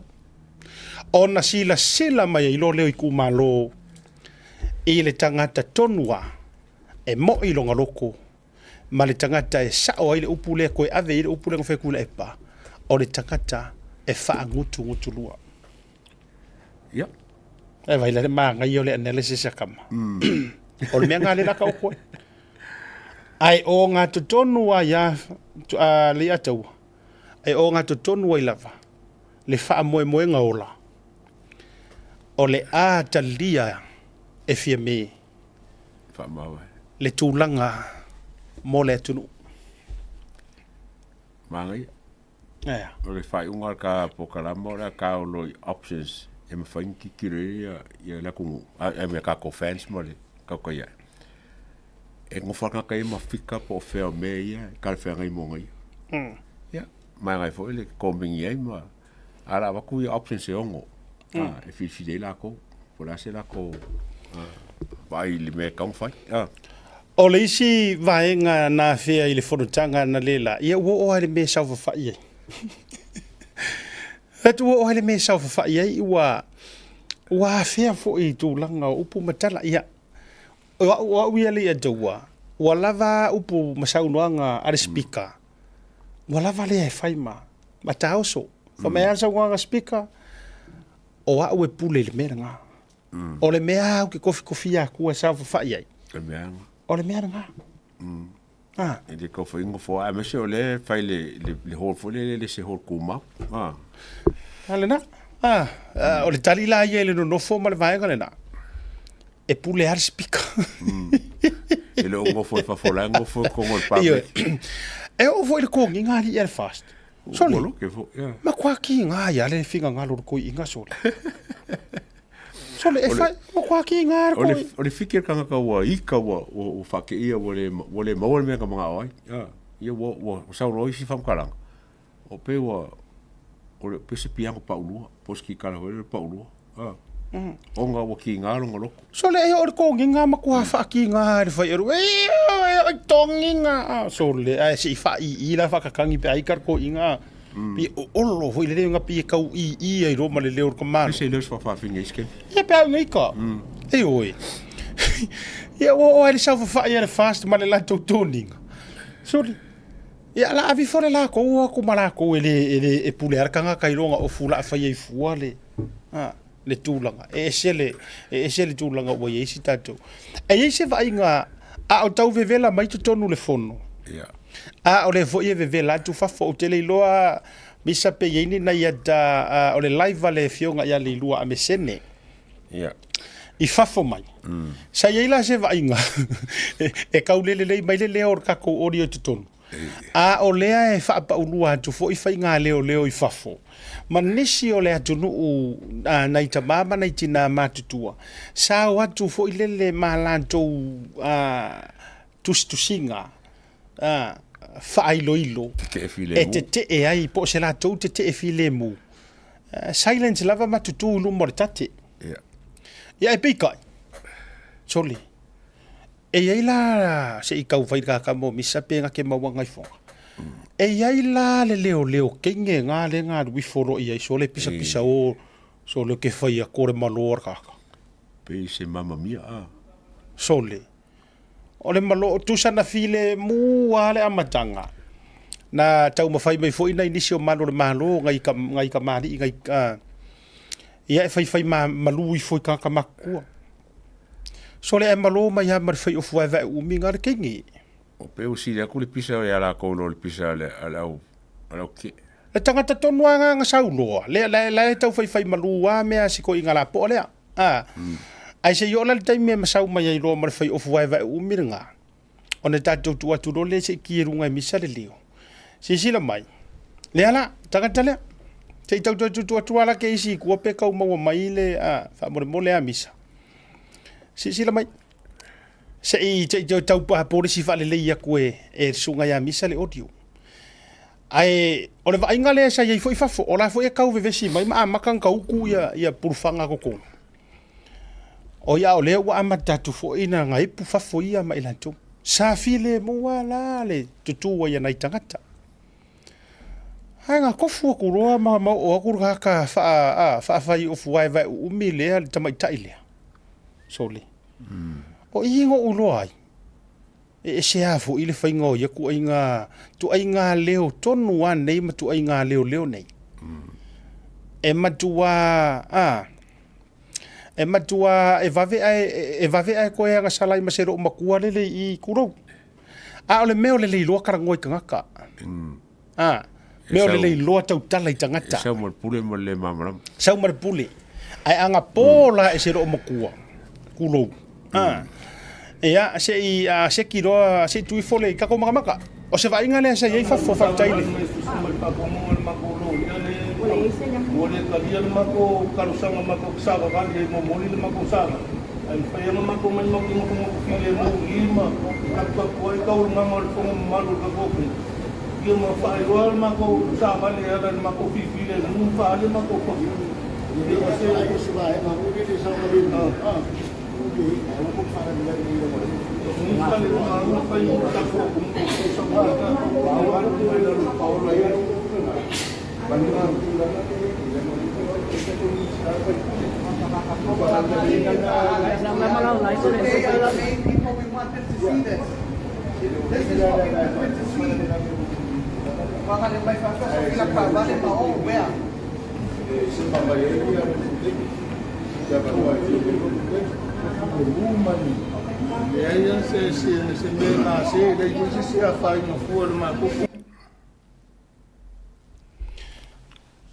Se I tau su e tu lan sunga ya misa. Langa ole pe e ai le vilo ame ma ne le live night sa I mai ai. Ai o ka masangi misa le alu mo TikTok. Ai le fe tu le video ale lu ame sini. Ngalai langa wa motu mai va ngale. Ai le yo ora ka mi ngale masau mai lo mar tanga tella. Sau lo le ako malanga fainga male leo. O le te va ya joko le tile le swafale au mai tangata. Le au mai tangata o le leo. Now, o le mafuanga le se fai atu tala lea. E le ai na fua le tūlanga I le tau ngā ruenga. Se ki roa misa koe se itu atu. Se itu e wha au mai le vaenga lea. Pea le wa before that, tau tutu I foi luma, to so man mele le isi leo la poa off pai. Ia, ngā koe sau ngā kaka. Sa vale ala le mako file le mu fa le mako ko. Ia se ai se vai ma mo ke sa ma le. Ai ko fa le le mo. Ni fa le ma fa I ta ko sa ma ka. Wa le paulo ia. Tulak talo mana volume.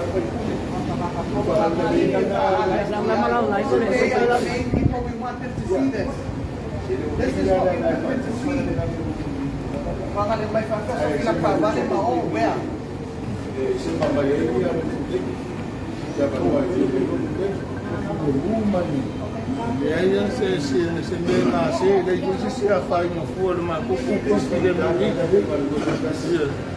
le se fa fefe le se ko fa kai ko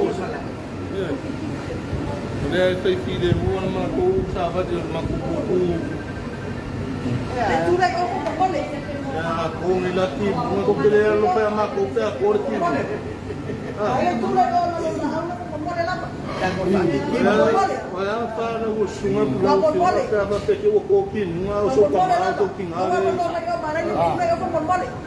O langona i nei le pisa ona o leo.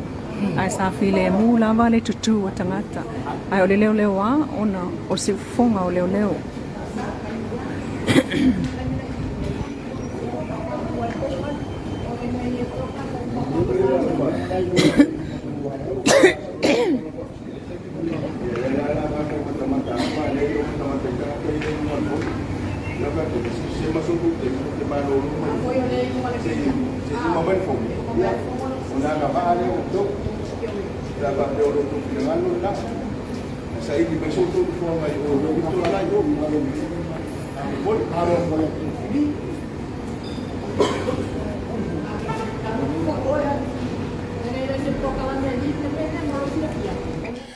Ya, fafonga tu le ya tawa me se fo yo le a. Vai le ese o approach leo.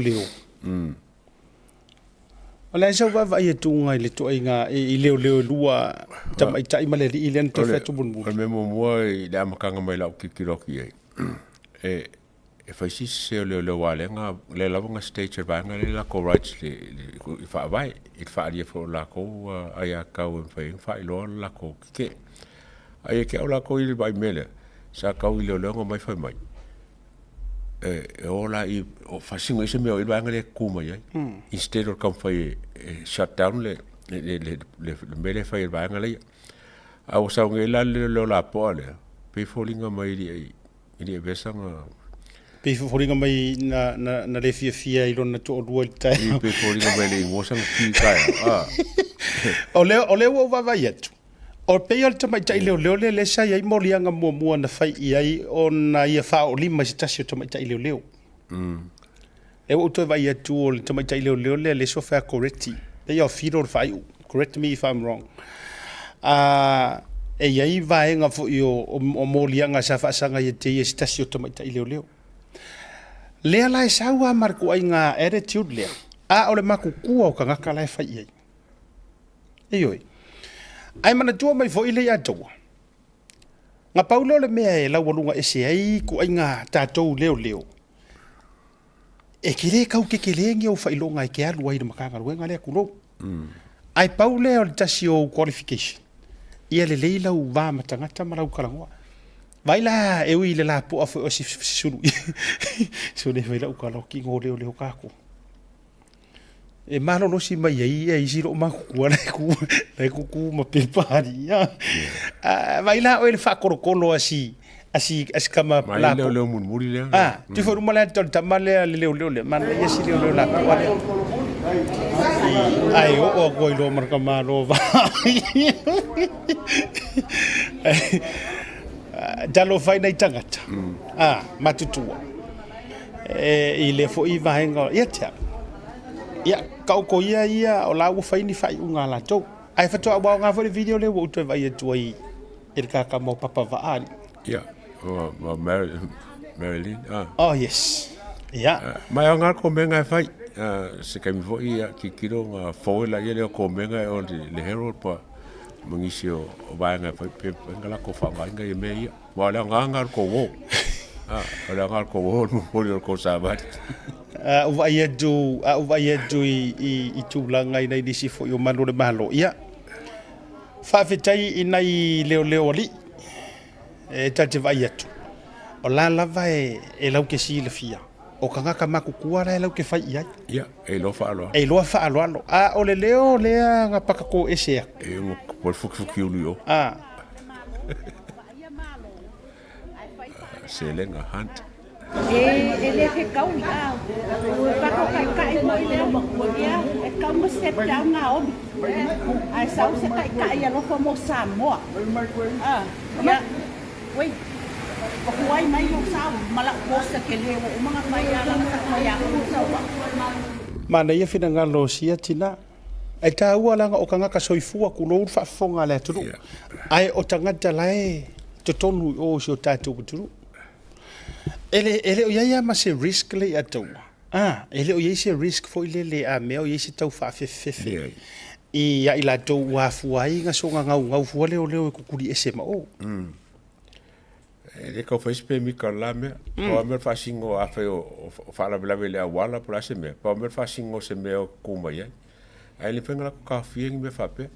Eu lembro que eu fui ao comecinho, ela me lembra que o comecinho é que eu fui cá que para fazer comecinho, ela foi me leva coisa que o comecinho é e ela com ele caminho vai olha mele e que eu mas quase que ele shutdowning o rights que protesta isso agora filemo mas se foi ele a tua olha the restriction lá olha foi ficar lá e pule aí ele pule lá mana tua foi ola tou ia na le tua enforce pay for ia kai le mesol ke foi leli na public level declaration at fong fikalai awang ngi o aku le solo le matulang fa pena ele se faring fa pena fong ele se me nga maya le winga na le fa joela utala ele se me la ka wo pa wo le mea o te tonu awang i sao pe a fa yele na una we o soli le fong wala va la lo mai ma ai o le kulanga nga ka ke vai ko so bo ese le na li foi le mai tai le sa ola le to deli tanga tai ko meni meli mai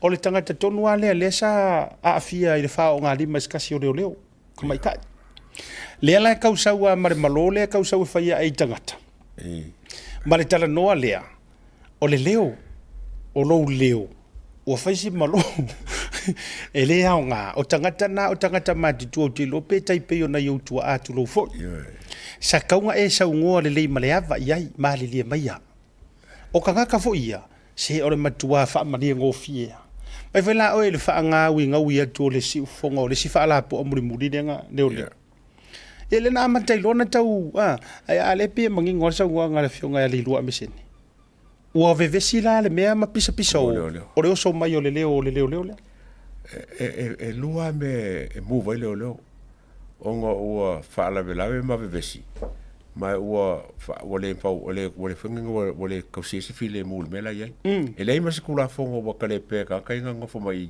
wala onga mu fo ele se fali ngar fongo fkalai le se fali ngar fongo fkalai public area la ia ele i fa pe wo se fa sanga fo nga ngele pa wa me ko ngol fongo ma la kala ka fongo pisa o ale nga manga ia me nga ko ba ngali fa ilon la ko ke se wala filemu e ke ola ia ele se me se nga fa ba ngali ia ole tulanga o nisina va inga se ia fa fo mai o le motor tati le sa fa tonu ina ile fono su o le tatu o tiro ba tua pe sui ale no fuanga e tu maulava ia pule anga fuilele o le mamalu o le mota e tulanga ala ia o mea manino o le fonfika laila e la vea mai ai le tulanga a o le mele wa iai so le ki ngari ingare kari kongu inga le kongu uma saua ri komisinga pero mai ka ngakari ale ako ke fia leo ko ke mai fa mai o fa kongu ngal komisinga o le ai ko fongo foatu pa fa tali po feto e sau ai pe ia o uma fa kala ko misinga me foi le nga fa mai nga ke fe kala okay la kala le mele na ia sau no ai fa pe mai o le nga lu ma le ni usila ina issue foi le oi o mga kirie le se no ai pe ia o le sa toe facility ma follow up ai pe ia o langa fa nga sau nga ke le fe kala fa pe nga okay vai ma e foi mai o clipping o foi kala inga ia mo ki ngo kala o pelo ia o nai tulaga manai va inga na sa ia le taia ona le la o le ata tau talitalia le fa nga solonga ai pe ia ona tau fa no fo fi mali le nei va en o le proclame male fa fonga maua avele tatu fa tuanga se ia tango fia pili ma pasia manatua o le a ua nginga saungonga e lo kea ma le lafo fai e yei le lafo fai pe yei la le lafo pe yei se kua lafo pe yei ma se lafo kangoa pe yei se fa ma vaenga po le alava e yei ale meo le akupu e yei le mola o la ka kango I menga si ka vese a ka whaka I ia la ko folo mai mo mai kasi ala o make a ungi ilua kasi la make o i o la kou e awai I se lafo whaku makauri e foi e ile leima leanga o la whaku o longa leanga a whai ai ke wole awai ia kulepa malanga vaanga e whangange lango la whaku o pa ulu lafo a whape fo I e lango e kulepa o le unga la whaku ka ke snap election o le menga e kupu la whaku ia o ai lai fie paloka la whaku ia makarong sa ko la whaku o le vaenga longo lua o le wai le aor malo le kusi longo lua le fast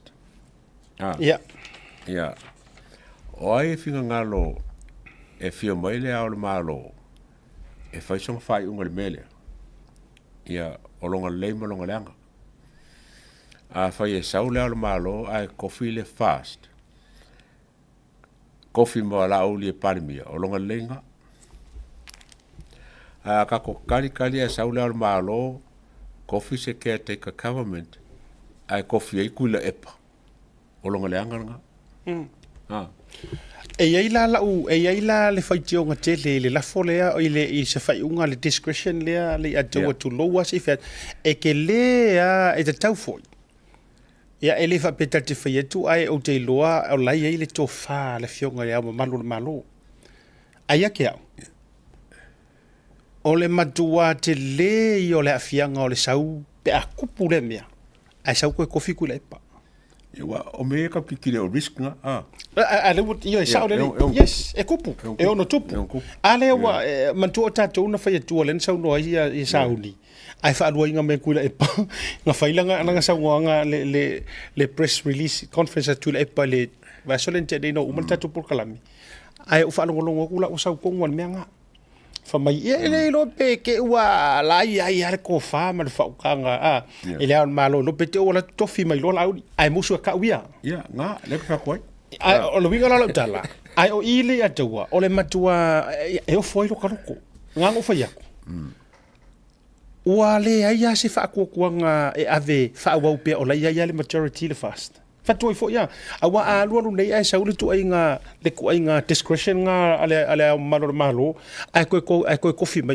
o le wai lo o mai tangata o le upumongia nga mara upo kingo wai lo o mai kangaka e ia le lo to le au malo ya ku le pa ya kako kikira me na kupungi le penga paroka yes le bebesi de nga bese ala ku fusi mo ku le o inala ia te aula ai ronga o se mea sao pe a halu ai sau sanga ruling tulo e ngofo ko e piki mai se kangaka o lai kuangai knowing o lai ai le sikangaka la le sau fai mai e matua te tau masapela mai e kula fongo o nga ave ye fa e kai well nga lo puleng fa nga kule e pakalwai discretion Longo inga pule au au le au malo po nga kofia. Tu sa olana fa to fa manino. Pes sa o pese o le mea lava sa mo ila songa. Ele mfenka ko disputing.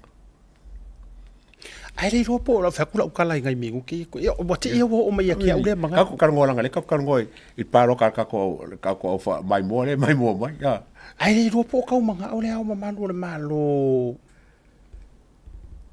E fa pale mia se kanga kai la ko fa for life inga long kulang e ma fai la uni fai menga fai foi ku le pon fai menga fa tu ile lopo tu na pa tu e lopo ye se me na ye tu no na ye ia le au mamalo le malo e walanga ele fo ile me fa tu fo ele lopo na la tu po ai au tangata nei ole ala tu fa permanent ngai fo ngale fa for life menga fa ko very risky Ve me wo oi ma fo le ai ki roi e make pisa ai le sisi e pasar vale ai ko ai ole lo kolanga o la ka fa o la wa fi fo ngi musu ngare ngi nga pa yeso fa ko ke mo so mai no ma fo fa e un kupu ele lo po tua na pa tua o le la sa idea I se ma fa nga la ko fa for life le official le o le ma malo le malo ye no yor ka karnga le la aka course snap election o ko se question mark aka ko le al malo o ko se question mark ia ka ko mo le le va ngon ko o le fa ma vai sa wa fime o i ka ko ngue fa ma vai fime wa ka ko ki ro nge ia fime moronga o le mo ku fa o fime ka mi e ka ko fa ma vai fime ia paro cara fa ma vai fime wala nga kere business lenga o fa o ka o fa ma fime ele kere se couper al malo yes le wa ta o tonu lava ale mafuanga nga ya lenga ke fiwa ka ku dalo di makamaka we si o di makamaka o le best option lenga fa ma va ma o le must option lenga o le must do e ma malo fo langa lu fa wa fa ma va lo fo langa la fa ma va a lo fo me ka ngisi kange ko fe mo kange ko ma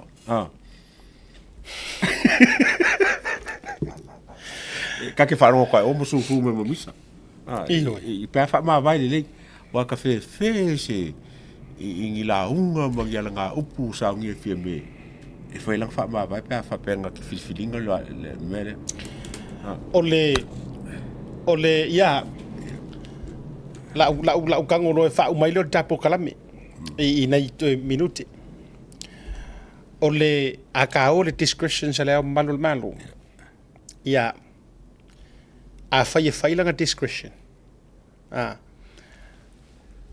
to me ole alofa fo ile ole mamalo le malo le kulanga ole awal fa mafanga ia le ku ur paroka vavi e se mai kausanga fo male malonga sila fa ko fala inga fo inga ele I ready le official fa inga paroka lai give them enough time ia kia ave le fast ave ia la auli malanga vaenga ele fa pe kango fa parmia la auli ave ia la auli mar fast fa awau simple as that fa awau ia kia o le fa ko o le discretions pito silina na mi otono e matua te le lava le matenga ma le fisiringia o le sootanga fa aprokiki me fa pia ai uma enga ko ave discretion to ave atu le pa e mafua mai legally lenga o le malo o le loia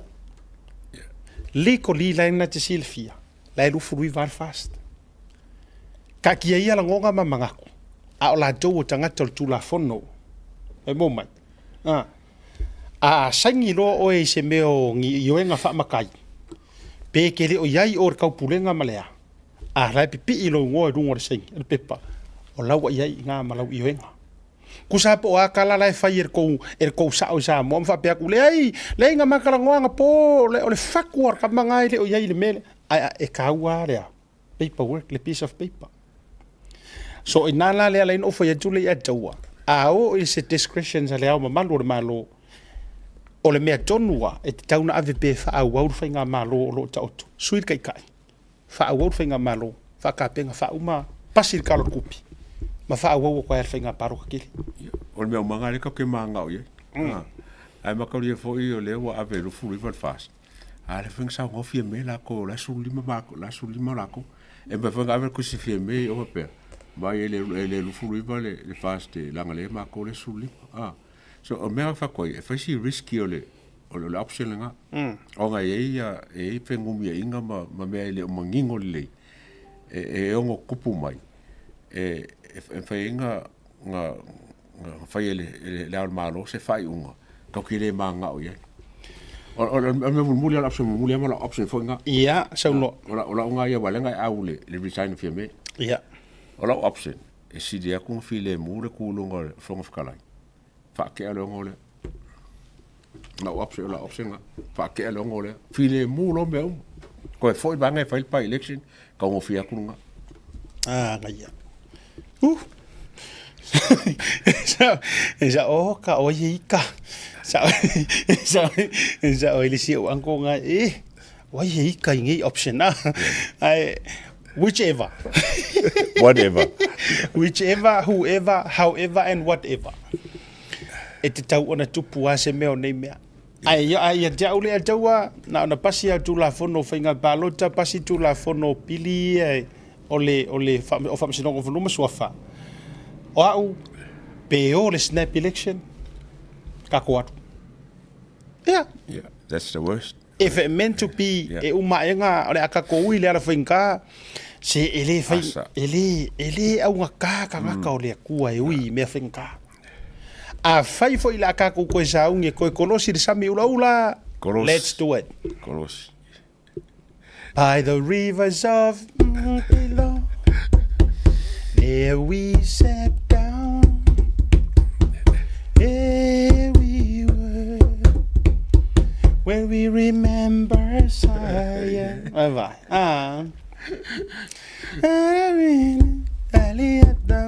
Captivities requires amongst us.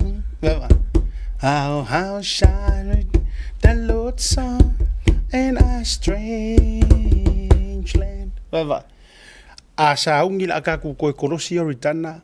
Let's do it. Kolosi. Wolfefe kolosi. Let's do it. Le ai se mea kaku ke popole ai se me kasi e ui lava ina o sa vali le vanu o le ato le oti o te le fefe lava i se mea le anga. E ba ai mo roku le per me ko ke fefe. O me fanga sa kule pa ataka i kako. Tanga. Ai ba me ko ke le fefe se me kasi pelua. Yes.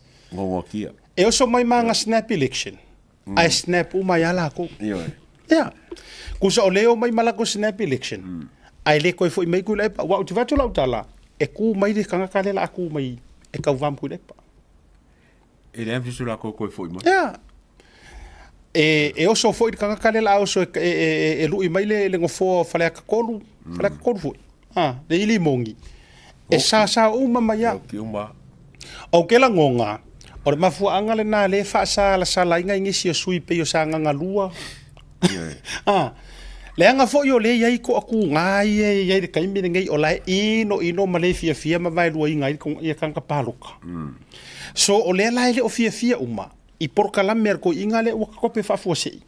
Le anga e iai isi la ua matua be ia o le pito filo le mea la ua tau waile no foa. So for him me also young snap elections. Come on. Kusa o le ua tauto e tulo, ua tauto e eli lava. Le tau lava tu unga ma. Yeah. Walanga o le mea e ke whawhauinga. E koe kau i lava. E le i lava ea ia mea nga whawhau mua. E le i lava ea mea ia nga whawhau mua. E whai maa o onga. O la utala lea li a tau e whai ua ilita por kalame. Lei. O le kala e piko siri nga ola i lo uloko i le mele ua koe kupu mai ngai. O le tala le tamo Iosefa. Lea sa whaakawinga o nga uso i aiku piko. Nga lafo i le lua. O kape le mangu fufui ai le ofu. Le ofu nga su i e le kamao Iosefa mo Iosefa. O nga ole ave i aifa mai uoki. Wa aina e manu fe aima.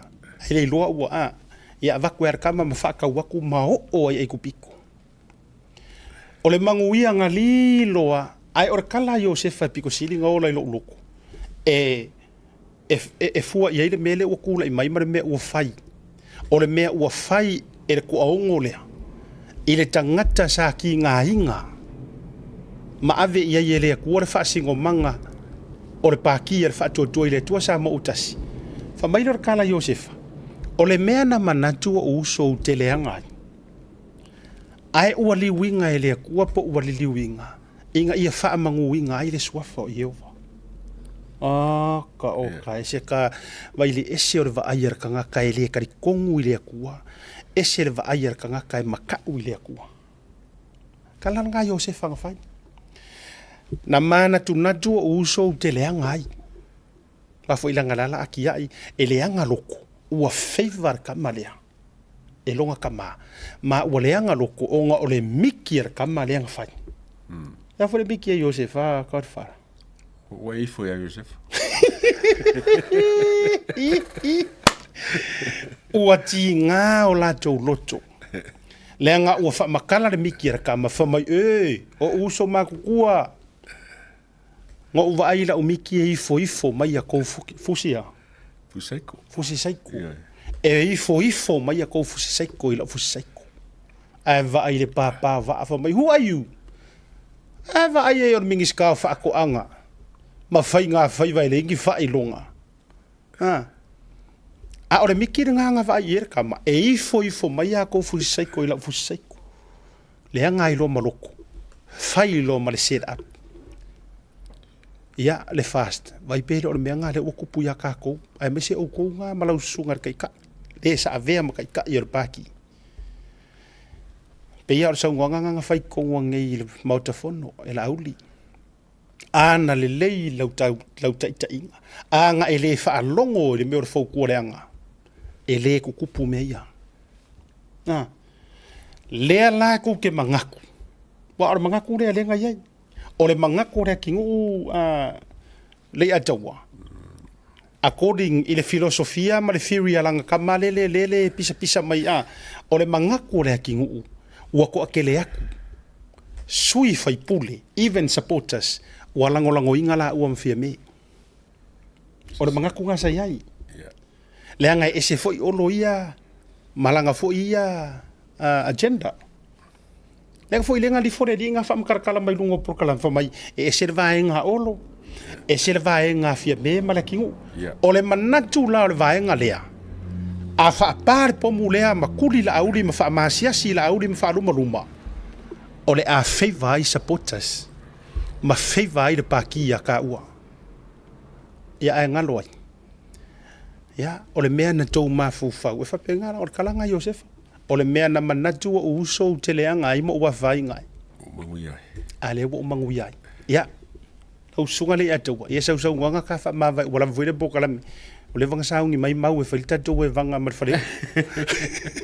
Ele se kala ko fa siria sia ka le ka o ka lo inga le ka upu fo ko pu mal par mengi so ia wo fa fo ka manga ku yai. O ka pokalama o le va ko o se mala anga ia la ko foi o lo sa ili mai se fofo po se mangaku e fofo inga ia la ko filinga manga la ko foi mas foi sa mo fa fo me sa mo wa ke lo ele se lo fa lo ko me sa mo ka fu kala ngi fu ke ia se la va ia fa nga malo ia lo fa le ko filinga mo fa le ko wa mi mo le lo ke ko wa mi to va tutasia le kiripira langa o le sa ora utala le fai tu le atu. Ia. O le fai mai tangata. O lana li poti mai lungo le tala mua. Ia. O langa tinai komesina. Ele i fai sankala. E winga i leo ia ngi usila ia la ko ke ngarului. Ia ka warunga ko por kalame. Ko e fa fanga sei ko e saukasi a fa mone. Ka ngoia. Ia dum kidela umar. Ia ele se kulanga sa ka mo fai. So kula fu ngora ngame fa ku ele mawala ni sela choden chawai ma le la temi emosis ko chole ko kun kanga bilang fan mako interview mala audi male fast olai fa mela uli po fe wa fa ila kangi ma le ko ro va eli e se kangi pele ai e sa olai kangi fa ma ngi kangi kanga won alkeni olai lo ia langam ka mo kangi fa wala o mo me fa kalanga fa pun ai so pese me ro de a fiese ai e ilo le upu ia le fa ki o re me e so kula fongo fa kalanga ai fa ki o ngal pa mo yang ngal fongo o mo dia o le deformation ia mal le harassment using electronic means so kulanga langa la ilo la ia la ilo ia fa kasela ma ngai do ia mai ilo mi si la mo ke ngal fa kas de ala lo fa ila ko video ke mi e le tulanga fa le fa mai ko ke le interview nga sa mi le kan mo ngal pa wala le interview sa mi sa lungo le o le media dia le saunanga lau fionga pe me ngale ngungo ko au le kungu o le ava ko o le o mol maunga sam la saunanga lau fionga e whainga mako o whapea koe le sa o whamtalanga le ke mingi e mako whai keke le o ngam ka upulau ka kia kulu mo whamsinu ia waila le mangingo se vanga ngā o le wha e peru pe kaukala nganga ese le fionga ko misinga o ngale ile o se o tatou e malamala mai le mele na i sa uno iai o la fo i ngā lurua i ma leo mai ngi usila pe mo rang fasala ko le ngama fo fa ka ko ko ia mantua alo winga la le u fa yatu langa se i o ile so tofi ona to sa ili mai le so usano sa ili pe mo i sana sa uno ngai lungo le tala mua ngai ati nai ngai fa pe le fe sang kala fa pe ele alta to so ele le se to mo moli atu ia ila to ia vaenga fo yo le la to te la pe tau lunga por kala me ni so fa sala longa ma fa aling fa silanga le wa tau nu mai ia tasial tatu wa se soifua o le atoanga o le lima se furu tau sanga ia o si o tua fine pele lea i oe ia Melissa Pesi ia i Seattle ia i Amerika po o Piwala i le pitonu au le leifo le na i Washington ia Fabruia tele le atoanga ro lima se lauta o lima se no lima se furu tu sanga o ele tu fine ona yo tu fa fine utela tu mo no foi o i Washington ia o le tamaita ila Melissa lea ula ku o kelele fua solo ai le tatu Alaska Airline a fo e fainga ruenga mo lunga fo ile Alaska ia utilo fo ila mamala nga tu mavui ma fele le fua i fo ile Alaska ia atu anga lima sulta usanga fa mune tele le tua ia ia o le tua fine ia fa populista usanga se tele a lima se furu ia wa ele vea fo ile vanga fo ile o le au matutua ia ila to fo wala tel pension na alo fanga mai asiata ia ma le tatu por club me se godfather ia mo el tua fine ia lo vat fo ile tina tua ia le sina me se fo yo eva ia ma le uso ia Mike ia ma uto uma ma fa nau na o le sia so soifua o le toanga o le lusu ona tausanga o le alo le faafeagaiga ia Ioane tamali i le pua o le tamaita ia he seti tamali i le pua i le ekalesia AOG i Avondale ia faamanuia le atoanga o lo lusu ma le ono tausanga i le so blame lo tamal sunga fa fianga mo le tuaina mai o se ata lo faanga ia mai a siata mari programe o le tauta ia o niso tato wa fa silsilanga mo Queenslandi le ainga o le fast supporters ele ava mare fa alo tele lava e vala au watuai ia ila to uma lava e fia lisi talaina la to swafa ile fast Queensland and Samoa o loo a fifio i Brisbane o le a faia le feilo inga i le aso sanei lono wingo le sale la saungei o le sari le aso lua o le masina o mati e lisi tala ilo swafa i le Fast Party Queensland o vaenga jawanei mua e le mawhai ona e listala online pe a whapele te fia ruatu mo le maftanga lava i Queensland e le mawhai ona e listalaina le isi sui tolu e le mawhai ona e listala i Samoa ai e toe nofo ai e te nofo i Queensland lona wha e lua u form listala i whatomu lua se fulu mo Queensland lua se fulu mo Samoa address St. Paul's Church Woolwich i St. Paul Street i Woolwich lava i le taimi o le tā o le lima i le fiafi ia whaabole whaafsotai ia le tātou whailau tusi ma le administrator ia o le tamaita ia Anastasia i le numera o wha o lua tasi valu lima lua lima ia o le sainia le teitei fono au pepeinga malie tapuala ma le komiti mamalu Queenslandi ia atoe whaapupu la le whaasisilanga lea mo outou uma e fia restala ma le tua o le vaenga fou na le ua saunua ia ila fionga le teitei fono o le ainga o le whaatuatua i le tua sa mo utasi ia o fea lava la le pikongu ma le akungu e kei ai e lua sifuru ka la lau le skala pei ona whaamanino mai Samoa.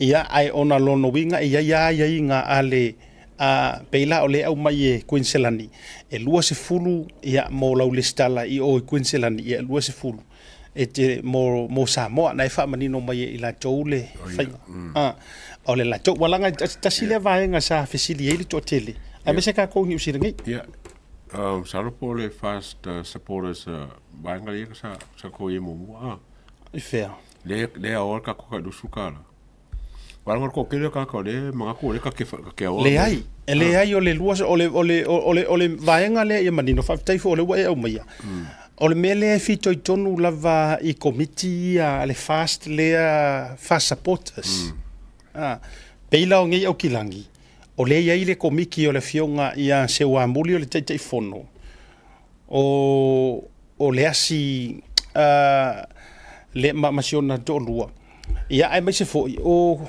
kira ulo uma le executive le wa nei tatou nei o kilani o la tou tonu la le asi se tima o la tou tonu la vaia lea e aunga iai e le ai ke le skala mai ele o I tatou por kala me o tau te iai pa me fa ko ma fa o si pesa o le mea e sau malau le skala ia fa kai le fai lunch ai ona o le fa mani nongo le vaenga lea langa sa sau no mai ele fionga le te fono I Samoa e ia la nisi sa fisili mai te awana na fi nei au kilani o la utalia tu iai e na o le luas furuta la le skala pei ona sau no mai ai le sunga la au le malito e luas furu lava afa pea whakika ingo ngi usila e ke luas furu ngi usila afa pea o Samoa e ke luas furu Samoa afa pea foi Amerika e te luas furu Amerika ia ai o lea e mai le fasi silanga mai Queensland lono winga o laita oto atu lava la I le mafutanga ma le teitai fono ma le committee ma le soa committee ia o lo iai le tūlanga o le fitunga inga o le vahenga lea ia mo le tatou le stala ia me se fo e ka hua yo vaenga ia le atau ta ur fa yo lau le stala e o lau commitments fo ile na o lau commitments le na ia me se fo yo me fai ia I mene yo vaenga fa up fai ma pe mo lo ID ma me fa penga mo o Samoa pa fa lo le skala o le ato e ta pa se fa mani nonga fa lo itele mai le te fono I Samoa ia ma avatu ai loa ma fonga ina loa I lunga o le tatou Portugalame ia mai e maua fo ina ia vanoa a fai o fonga mai ia tai fono o tatou committee worldwide ta pena le mai ia le mo avatu ai seta ta pena le mai ni nai po le a fa peto te fia mana o mai to fa silanga ia sen mai mate fai atua peila o Brisbane sen mai mate fai atua lunga le tatou Portugalame ia ona matango file fa manino awae kukusa le information na tote ia mal information fo mo te mai Samoa se ivanga nai wa ia ni sio vai ngai fitu na ia ona tatou fisota I lava pele awale longo puili ina ona manu le atu so tote ia fatasi le page tas pe le upu ia isi ka fa silanga misa ia to fa mana tu fo ile fa mo o Queensland la to ia ile Miss Queensland mana tu ole lonjinga male am tarino la tu fa mo o le ke spika ile fionga le tama tai fai pule malanga mai Samoa ia Ana Rosa po o Muripola Ana Rosa Murio ia walan le emisia fo ile na no o lo share solo lunga ia le tatou flyers le ia wale fa mo o lo loma ia le auto ina tulunga wana ngalo toe silane ia ile fa mo le e faia ile so valu o matilo no wingo le sto nai o le yeso le so to na ile yeso yo de tua ia fa tau so ticket na utu ina tulunga lango ai le fa mo e le ngata o le misa mo Queensland ia o le mo se ava no e tau te fa fofongai i le tama te toa tasi o toa manu o le vai ga fa fai ia Muripola Ana Rosa Murio ia te lona pauna na inisio o vaenga ia o sini foi la tou o lo fa wau foi la tou ile la tou fo tanga le faia ile aso sa so ne isi vaenga te ile la tou fo tanga le faia ile aso sa nei ia na wa vatu la vailunga e longo pu ili lo tou pa ia mo lo tou mamalu tatou tusi lulu o lo maua i nei le tātou tusi lulu. O lo iai tātou tusi lulu o lo toe i nei le tātou ofisa o le Blue TV. Ai e whaasirisi la tu foi, a whaapea lo already, please, koe saura kongi mai. Wa ai oe i e alua tuama e se e kia markusi lulu. Ai e kele i kukongia. E lea i lava masau whaafi ngaunga e whaia i lunga i. I oe, o lea matua e lea ngata e maua lo wata e kemara matua ofisa. E maua u maunga yo inga, pe al me fuilele ngupul back and save. Na o lo tangata ngoi lau tanga ai le se tupe au mai. E maua u mala i nei te ua u ma e ngai manguia lau kusi. Nga e saule ke koe kiki mai mai finga u mai le ai. Le ai o lea e whama manta malei a taua fa upopo mamanta o misa e lua. Maraki o kawongoi. Ia mamata o camera e whae tonu i. E maua u mai a le lea i o se mea na tongi mai a. A e wha whonga mai. And if you know it's about time e tauna tongi mai, wha mole mole su mai loa. E a mata o na tongi ona ua fia, wha maupopo, ia ma fia aveina se leni, ia a wale komiti, ma tūlanga o fuafuanga o loo iai. Ia, o ne ngalo le malanga male sunga ia vui, o le vai aso fōtau te whailo iai. O le lava e wha mana tuatu lava, ia nei vai aso, ia Alaska, after ia to the committee fa foe tato fe loa ia ina itala malai Alaska ia ile fa mo fo wa tofa no foanga le na ainga wo ma paanga mamai ia mai fia ile tautua ale fionga ia vui ia ai se fo yo so fa tauva ia fio mai ma tala mai au ia se mete au ia e avangali mai ta penanga le fionga ia ile tama la inga santu wala ia po le alo fu va suanga ma po to lo wisi swafa e tele tato felo ia ina ile no fuanga le na o tu ina tu lunga i Anchorage i Alaska mo tato Utah ia na fo o tu luma le tato address o Utah ia felo i fo i male no o matai ia songa le ia tau a Danny ia ole saoranga la fa saoranga o makai ia kama le ia ko inga ia me se foi ia le tato no tato felo iai ainga me falo polu ia me se foi o le fionga le tai fono ta sile nei tai fono au le toi o mi lavana no fo mai le no fo mata ilinga pasi tamma o vai singa ia wo foi ma pa anga le tato por kalame ainga me se foi o fue fai mai ia a fe waki nga fu yo maka ya usa u ye fe ro ima fui yo wa Utah yo wa ia a fa pe foi o ratu fa lua fa tolu e tele ia lui fo ta te fe lo ia tala au mai masu mai tatu fia na yo tina matutua ma ko fe lo ia foi ma sia ulo miti ia vai mona ia pe mo sono malos tatu fe lo ia Washington State ele Washington DC Seattle, Tacoma, Piwala, maisi piko uma. Tato vela iai, male nu o matai, ia le fionga fo ile te fono, po le Pristine, ia tamana matematia malo afa masanga, fa pe fo ia committee, foa, ia mar committee mamalu ale ngata fo ile. Ia o le fionga ia Leota, Strickland, ia manai tu le toa male, la wao sina, ia masamo uma la vaina. O i le piko hu lea fa alua no walu yai ai le tele le i maua so taimi tele male to tele o Samoa ona o taimi pe fa fo se i la wafe yai ya antono le a nga fo i le malanga lea ia le a fe lo yai nisi fo i le to tele ya fa pena fo i Missouri fa maka ukia la fa nga Missouri le fa kadima yai na to vela lo taimi mo le la o fo i Missouri ke fo Samoa mo fo Missouri after yetu le fionga le te fono a Missouri ia al kamor mo au kasio mo ku fa mo te loa pola te vao male sui te fono fionga le to lolo ia mar komiti malu ai mai se foi o nisi o pitonu Nebraska o okay woka Kansas City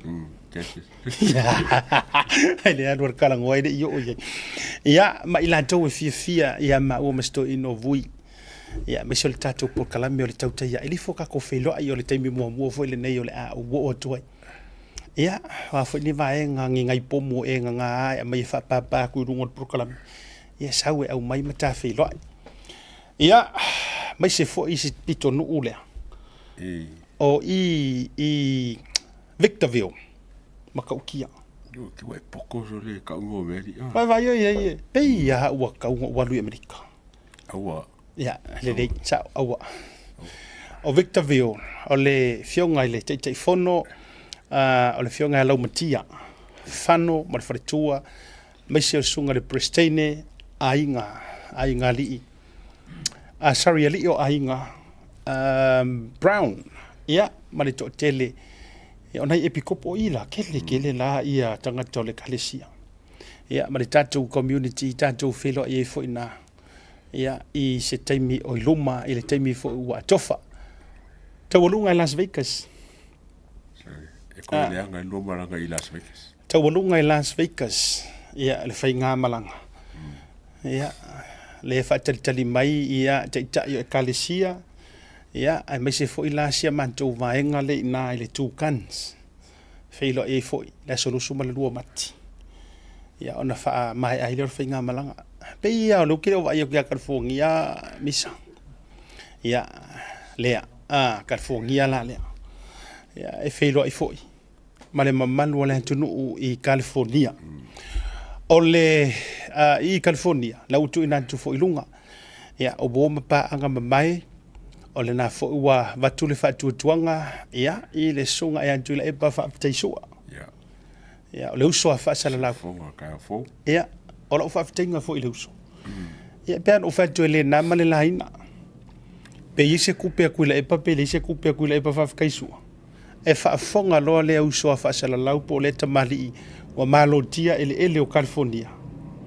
E afe atu lava, e su e atu lava, sa ili atu lava. Mori lau whaftai. Ia manisi foio i lantou. Ia, tātou whelo iai. Tele vo ia wo mapaanga mamai ale tātou purkalame ina. Le atu nu ue.